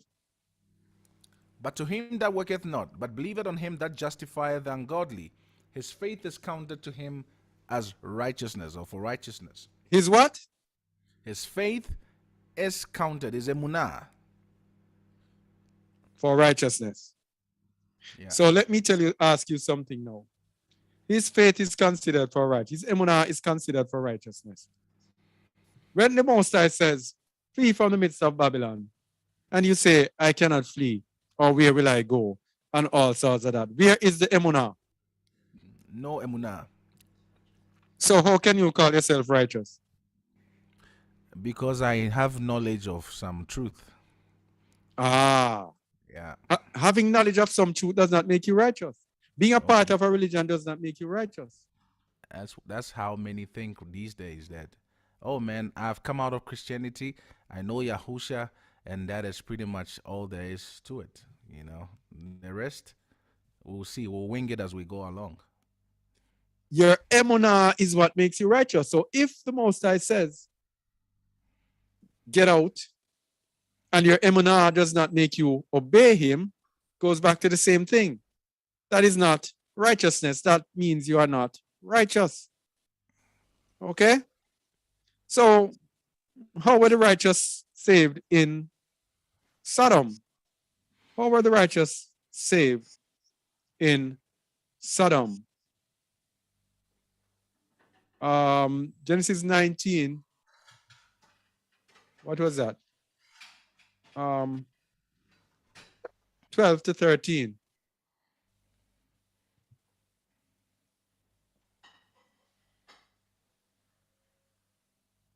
Read, please. And the man said unto Lot, Hast thou here any besides, son-in-law, and thy sons and thy daughters, and whatsoever thou hast in the city, bring them out of this place. Uh-huh. So it seems as if Lot had sons. Did he? Not quite Nope. sure. Huh? No. No, there's Oh, only daughter. oh, he had daughters. Okay. But he had son-in-law, right? Yeah. All right. Verse 13. For we will destroy this place, because the cry of them is waxing great before the face of Yahweh, and Yahweh had sent us to destroy it. All right. So the destruction shall be at Sodom and Gomorrah. So it's Emunah that saves, because verse 14. And Lot went out and spake unto his sons-in-law, which married his daughters, and said, Up, get you out of this place, for Yahweh will destroy this city. But he seemed as one that mocked unto his sons-in-law. So did the son-in-law of Emunah? Yeah, no, they thought he was a crazy old man. All right. So it's only those who had Emunah, who believed in what he said, that were saved. Yeah, And they were saved by doing what? By fleeing. by fleeing. Verse 15. And when the morning arose, then the angels hastened Lot, saying, Arise, take thy wife, and thy two daughters, which are here, lest thou be consumed in the iniquity of the city. Same thing with Babylon. Remember it says, lest you be caught up in her iniquity. Yeah, That's Yeah. what's going to cause the destruction. yeah. Verse 16. And while he lingered, the man laid hold upon his head and upon the head of his wife, and upon the hand of his wife, and upon the hand of his two daughters, Yahweh being merciful unto him, and they brought him forth and set him without the city. So here's the thing now. Here's how far the Most High's mercy went.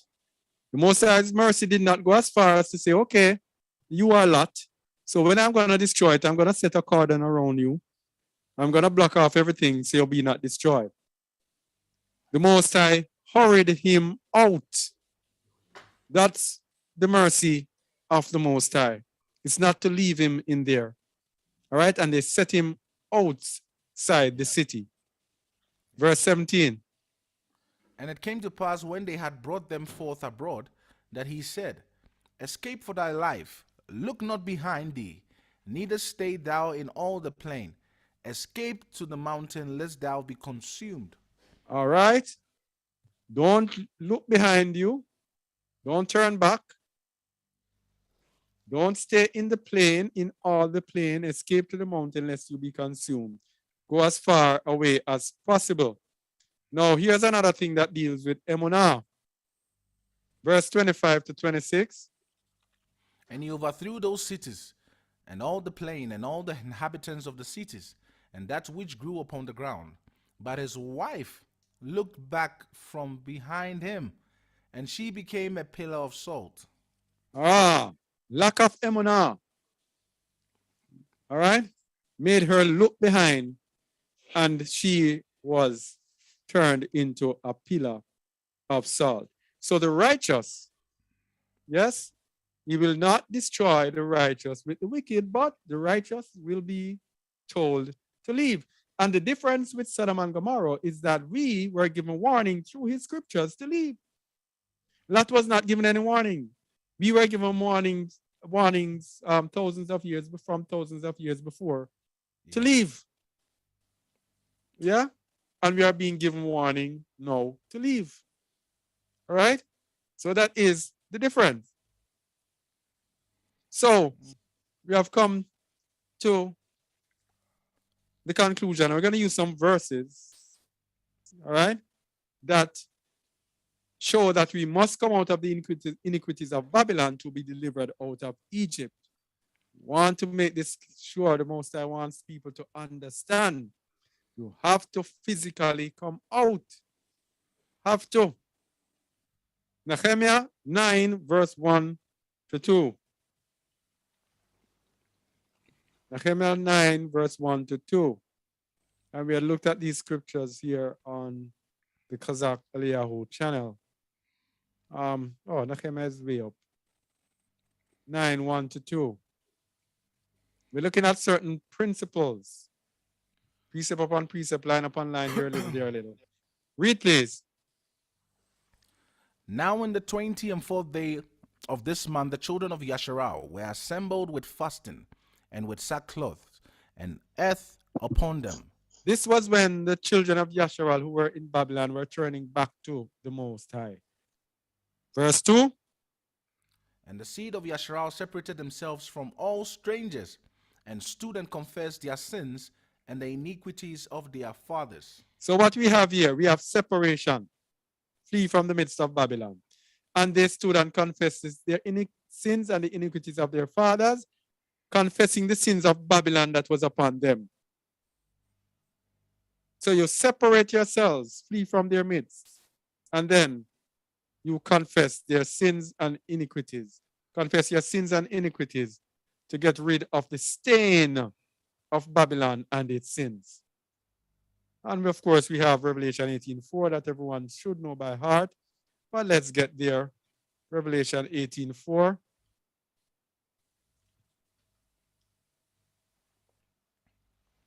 Read, please. And I heard another voice from Shemayin, saying, Come out of her, my people, that ye be not partakers of her sins, and that ye receive not of her plagues. Verse 5. For her sins have reached unto Shemayin, and Alua hath remembered her iniquities. So you have to come out of Babylon to shake off her sins. That's the point that we're making. You have to come out of Babylon to shake off her sins. 2 Ezra 16:66. All right, we're touching down. We're almost done. Those of you who are hungry, as I am. 2 Ezra 16:66. Read, please. What will ye do, and how will ye hide your sins from before Alua and his angels? Behold, Alua himself is the judge. Fear him. Leave off from your sins, and forget your iniquities, to meddle no more with them forever. So shall Alua lead you forth and deliver you from all trouble. So this is why you have to flee from Babylon. Babylon with all of its sins, all of its sinfulness that stains you with everything, and partaking of their system stains you whatsoever with their sin. Down to your very temple, your very bodies they pollute with their food, etc. And water and air and everything that they can give you. Yes? Leave off from your sins and your iniquities to meddle with them, no more with them forever. Because if you're in Babylon, there is no way you cannot meddle with the sins forever. Because you escape one sin, Babylon is going to trap you another way. So you have to leave. And it says, so shall Alua lead you forth and deliver you from all trouble. So if you do not get away from the sins and iniquities, the Most High will not lead you forth. That is why you have to come out of Babylon first, to be gathered. Verse 68 to 69, read please. For behold, the burning wrath of a great multitude is kindled over you, and they shall take away certain of you, and feed you, being idle, with things offered unto idols. That's it. Babylon is going to pollute you with their food. A great multitude, they're going to pollute you. And guess what happens when you are polluted? Verse 69. And they that consent unto them shall be had in derision and in reproach, and trodden underfoot. All right. So those of us who are trodden underfoot by Babylon shall be had in derision and in reproach. reproach, reproach, reproach, and trodden underfoot. In other words, we'll become useless with Babylon's pollution. All right? And so that is why we are told. And you thought you would have escaped this one as well, but not today. You will not escape this one either. Jeremiah 51, 5 and 6. Read, please. For Yasharal hath not been forsaken, nor Judah of his Alua, of the Yahuwah of hosts, though their land was filled with sin against the Holy One of Yasharal. Continue. Flee out of the midst of Babylon, and deliver every man his soul. Be not cut off in her iniquity, for this is the time of Yahuwah's vengeance. He will render unto her a recompense. So we're saying the same thing. Separation, flee, and then get away from her iniquity and her Not cut sins. off. Because you will be cut off Yeah. when Yahuwah pours out his vengeance on Babylon. All right? All right, we'll soon be done. Sirach 17:26. Sirach 17:26. The book of Ecclesiasticus, also called Sirach. Here we go. Turn again to the Most High. Turn away from iniquity, for he will lead thee out of darkness into the light of health. And hate what thou abomination Vehemently. vehemently, yeah. All right. So hear this now. Turn again to the Most High and turn away from iniquity. Where is all the iniquity? Babylon. For he will lead you out of darkness into the light of health. So you have to first turn away from iniquity and the sins of Babylon before you can be led.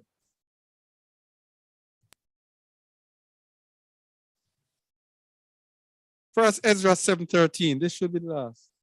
First Ezra 7:13.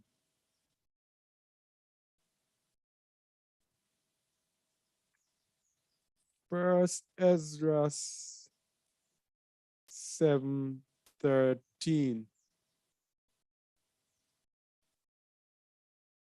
Read, please. And the children of Yasharal that came out of the captivity did eat, even all they that had separated themselves from the abominations of the people of the land, and sought Yahuwah. There we go again. Even all they that had separated themselves, a separation from the abominations of the people of the land, and sought Yahuwah. You can't seek Yahuwah being tied down with the abominations of Babylon. I'm very sorry. We cannot seek Yahuwah in Babylon.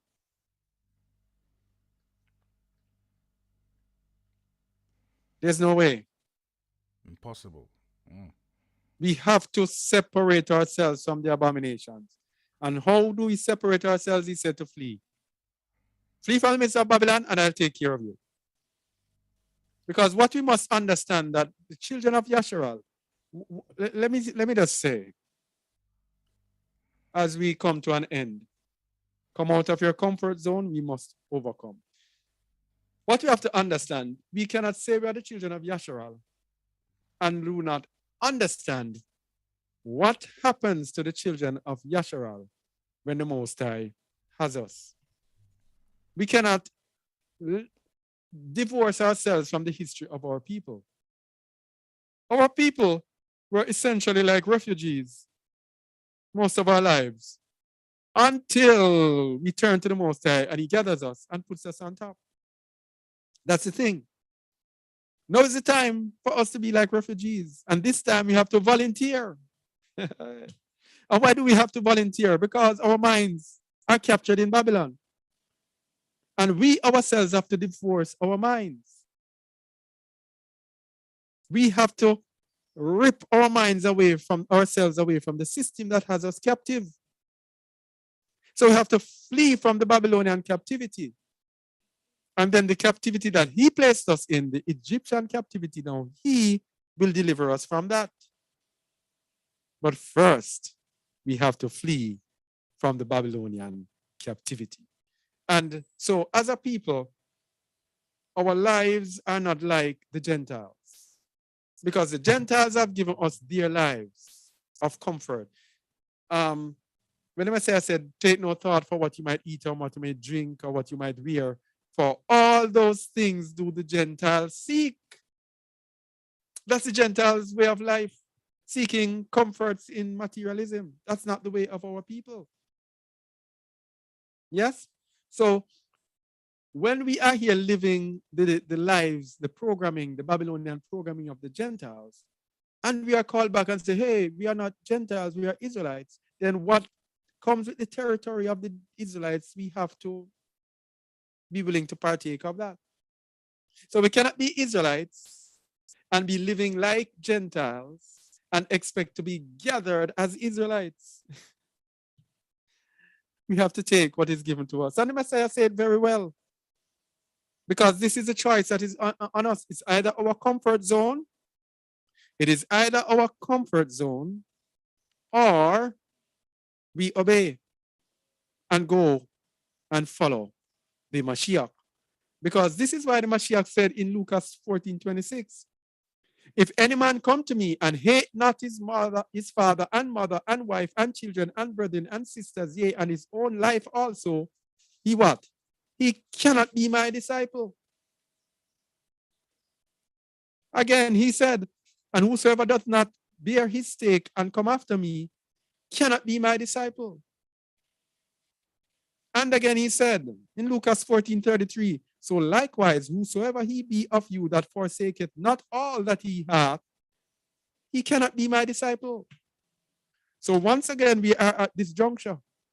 We are at this point of decision. Am I willing to forsake all that I have and follow the Mashiach? Because he told us from day one, if any man follow me, in Matthew 16:24, if any man come after me, let him deny himself and pick up his stake and follow me.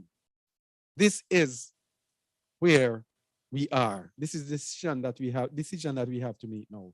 Are we willing to give up everything and follow the Mashiach? Are we willing to obey the command to flee out of the midst of Babylon as we seek eternal life? Are we willing to give up everything for eternal life?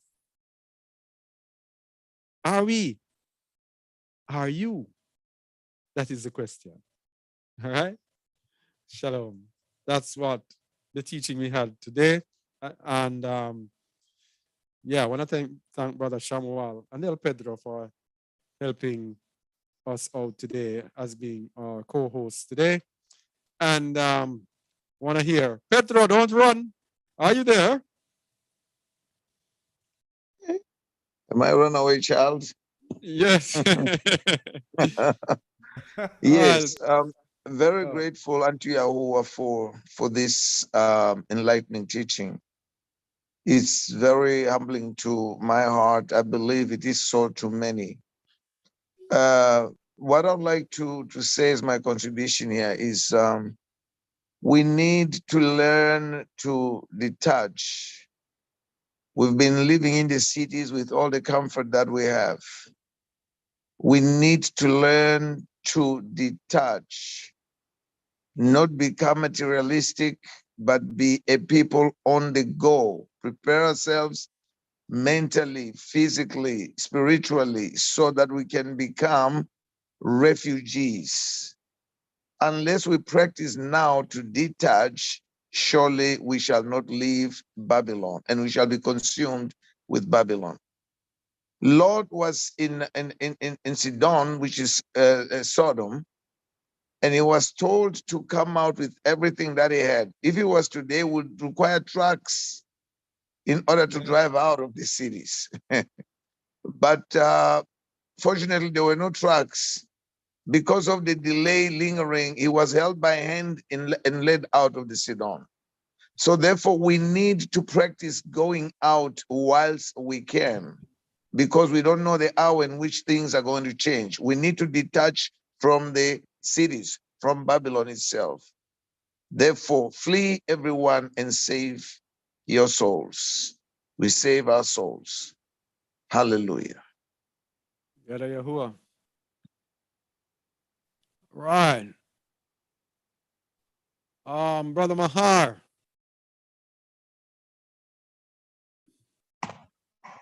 Shalom, shalom, family.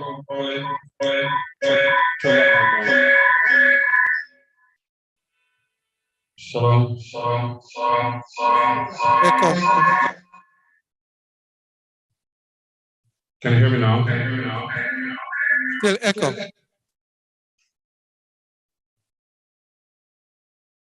Can't hear anything now. How about now? Yeah. Better? Shalom, family. Shalom. Right, a very familiar topic again this week, and just a few words on this one. If obedience could be measured, fleeing from the midst of Babylon would measure the weightier, or the heaviest, or the bigger, because everything else people could comfortably say that they are obeying it while still in Babylon. They can do all these things that was handed down to us as obeying the commandment. Okay, to stay in Babylon and obey it. But when we look at the fact that fleeing is also a command, it becomes a stumbling block to almost everyone. And therefore, we become questionable, asking why should we flee? We have all the questions asking why? That is what makes it, or would make it, the heavier, in fact, the heaviest obedience of all. Because we must give up, and this world system that we are formed in, we take the shape of this world system. And therefore, many of us, our people, are struggling to separate ourselves from the lust of this world, the lights of this world, the iniquity of this world. But the truth is, there's not much to say on this matter because it is very, very, very clear. What else is there to encourage somebody with? It's very clear. But there's one more thing. The Most High is so very merciful. Mercy over judgment. And we heard several times, I would like to leave, but this test that they say is contaminated, I fear it. And we see that, hey, things are getting different where the wicked as they are, they have to do what the Most High allowed them to do. They have to do as He said. So they can't do this thing forever. But what we know, what we believe, the time will come again when there will be a tighter lockdown. Yes. In fact, so tight that it will be almost impossible at some point to move from point A to point B. Speak. So for the ones who were saying the test is now lifted. So it is up to you now to do your best because the word is right there. It is on the wall. In fact, this morning, or it was last night, I was going through that same scripture with done by Sodom and Gomorrah. I mean, they were told, hey, come, let's go. You know, and we have to understand that no one here is getting any special treatment. What happened is we get so used to this treatment in this world called special treatment. We are expecting the same thing from the Most High. So therefore we sit down and say, okay, He prefer me, so He's gonna come and specially take me out and take me with Him. But I'm not seeing that, family. I'm seeing the Most High is looking for a heart who is obedient unto Him, and it is the ones who obey will flee, and it's the one who will flee will escape, and it's the one who escape will get the opportunity to be in the kingdom of the Most High. So let it be. Well said, Brother Maha. Well spoken. All right. Shamuel, you're feeding your face. So what can we say to people? Come on the yard, man. Come on the Yeah. yard. Come out of her. Come out. You understand that one, Shamuel? Ah, yes, sir. All right, your turn now, Shamuel. Um, we have about 54 listeners. All right.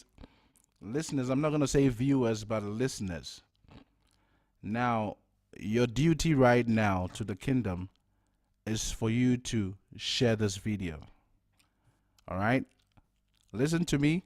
There is someone in your circle that needs to hear this. And if you don't do this, should they perish, their blood will be required of your hand, at your hands. Why? Because you knew the truth and you did what? You refused to share it with others so that they may also stand the chance of being saved. So as I'm seeing 54 people who are listening in right now on YouTube, and I'm sure others on the radio as well, do well to go share this message. All right? This is your way of doing what? Of showing the Most High that you truly love Him and that you are willing to do anything and everything that He requires of you. So this is where I'm going to leave it at. The rest you have heard it. Brother Mahan needed to have dropped that mic. You should have dropped that mic, brother, after you said that. There is nothing more to add to it, but everything has been spoken here. I think the rest boils down to you. It's your choice. It's your choice. All right. I can't make that choice for you. Neither can any one of us here. You have to show him Muna right now. So I encourage you, do the right thing. Press on. Deliver yourself from what? From Babylon's destruction, which can happen anytime. Right now we can see. But another thing I want you all to notice is that Lot did what? Lot was okay, if not also a bit wealthy there where he was. He didn't have the time to cash in all that he had. He had to pack so little and flee. All right? That is emunah. That is faith. That's great faith. He just got up and he ran off. And I can tell you the reason why his wife kept looking back was because she was thinking, oh my goodness, are we leaving all these things? All these things that we have. So may it not be any of our stories as well. Let us do well to flee from Babylon. Shalom. All right. So, where is it pinned? Oh, the video was not pinned. Oh boy. Anyway, yes, so that is what we have for you today. As want to wish you a great Shabbat, and just as Shamuel said, please share. This message is very, very important, of vital importance. And we have a couple questions. And one was asking about, are we to flee Babylon in Babylon? I think that was discussed. When we speak of going to mountains and fields. So the question, of course, was answered when we said that Micah 4,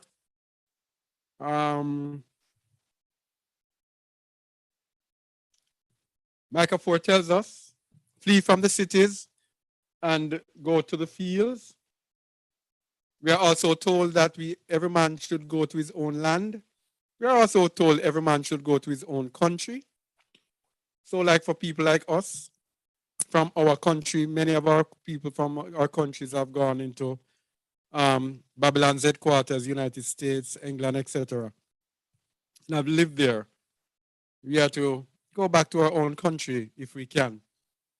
If that Babylon place is where you were born, then you flee to the mountains, flee afar off. As if let's go to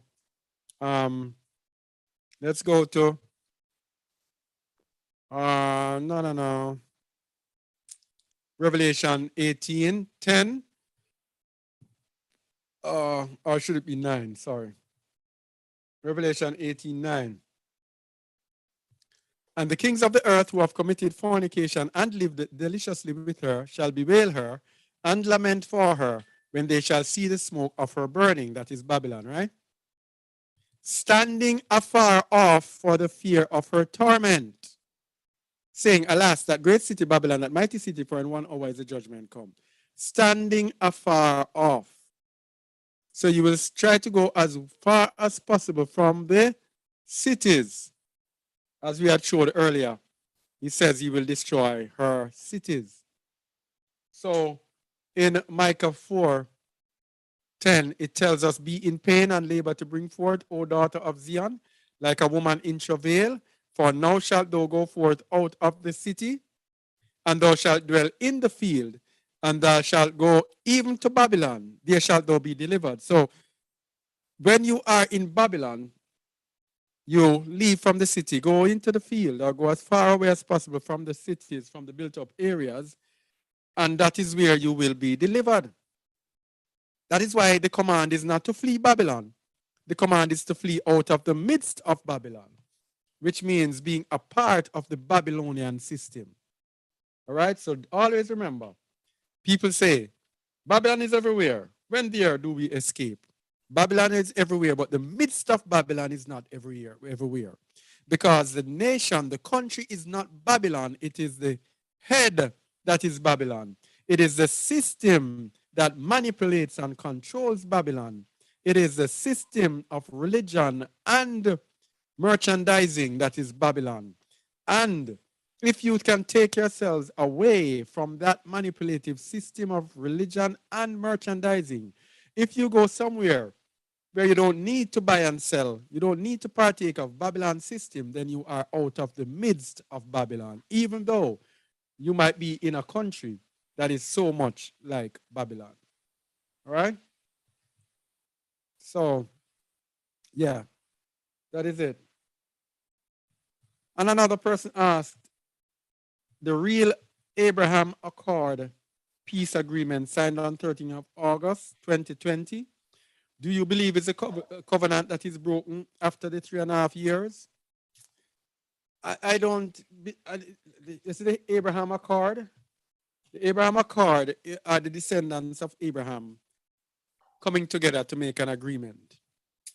But it says in the book of Jubilees that the Most High set Ruachot over all the nations.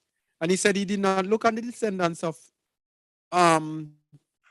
Ishmael or his brothers, Keturah, etc., nor Esau. He chose one nation, Israel alone.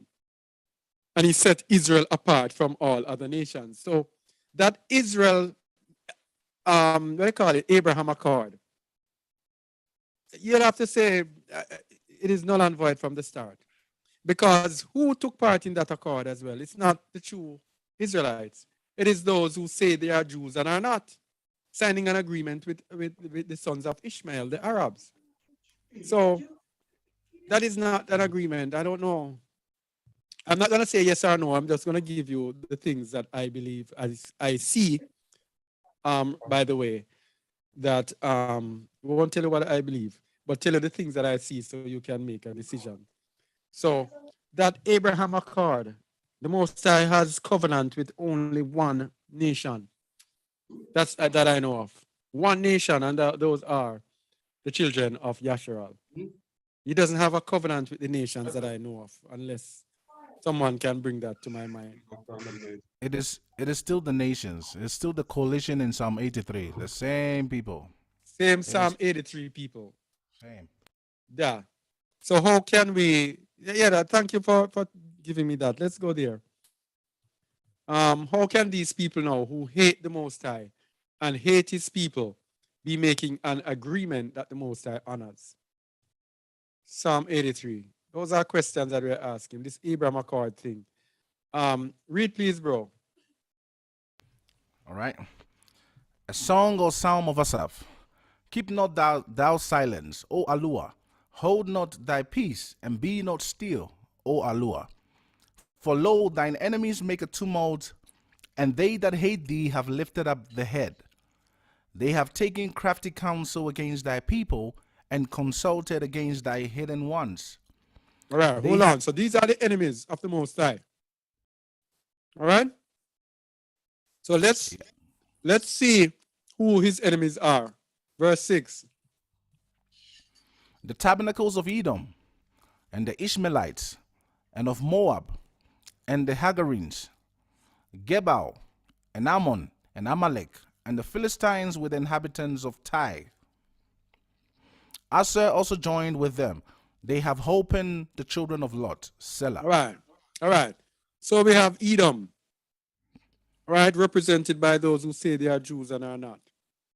And we have the Ishmaelites. These are the Arabs. These are the people who the word says hate the Most High and hate his people. Thine enemies, they that hate thee. So how can the Most High respect an agreement with them? And he has no agreement with any other nation but with Yasharal. Or allow them to even represent him. Yes. All right. So, yeah, that is more or less it for this week. We have been on for quite some time, I think. Yes, but this one is 4 hours well spent, I think, as well. So, yeah, I just want to thank you for checking out our teaching today. All right, hope it made sense. Please share, comment, like. Please let this video move in the YouTube algorithms. All right. So this is Kazakh Eliyahu Yasharal. I want to remind you, please, a lot of these inspirations have come out of the Kazakh Eliyahu YouTube channel. That is a channel that the Most High I'm seeing now lays the foundation with the teaching that he gives me here so that on the Shabbat, everything is brought together. So these are shorter videos, easily to be assimilated. And yeah, great for our understanding as the Most High continues to lead us and to teach us and to show us the way. And we continue to share the word with our viewers, our subscribers. All right. So check out my website as well, kazakheliyahu.com. All right. So yeah, that's it. Hope you have a great rest of the Shabbat. I want to thank you all for watching. All right. Until next time, Yahuwah willing, shalom. Shalom. Oh, not that. All of this.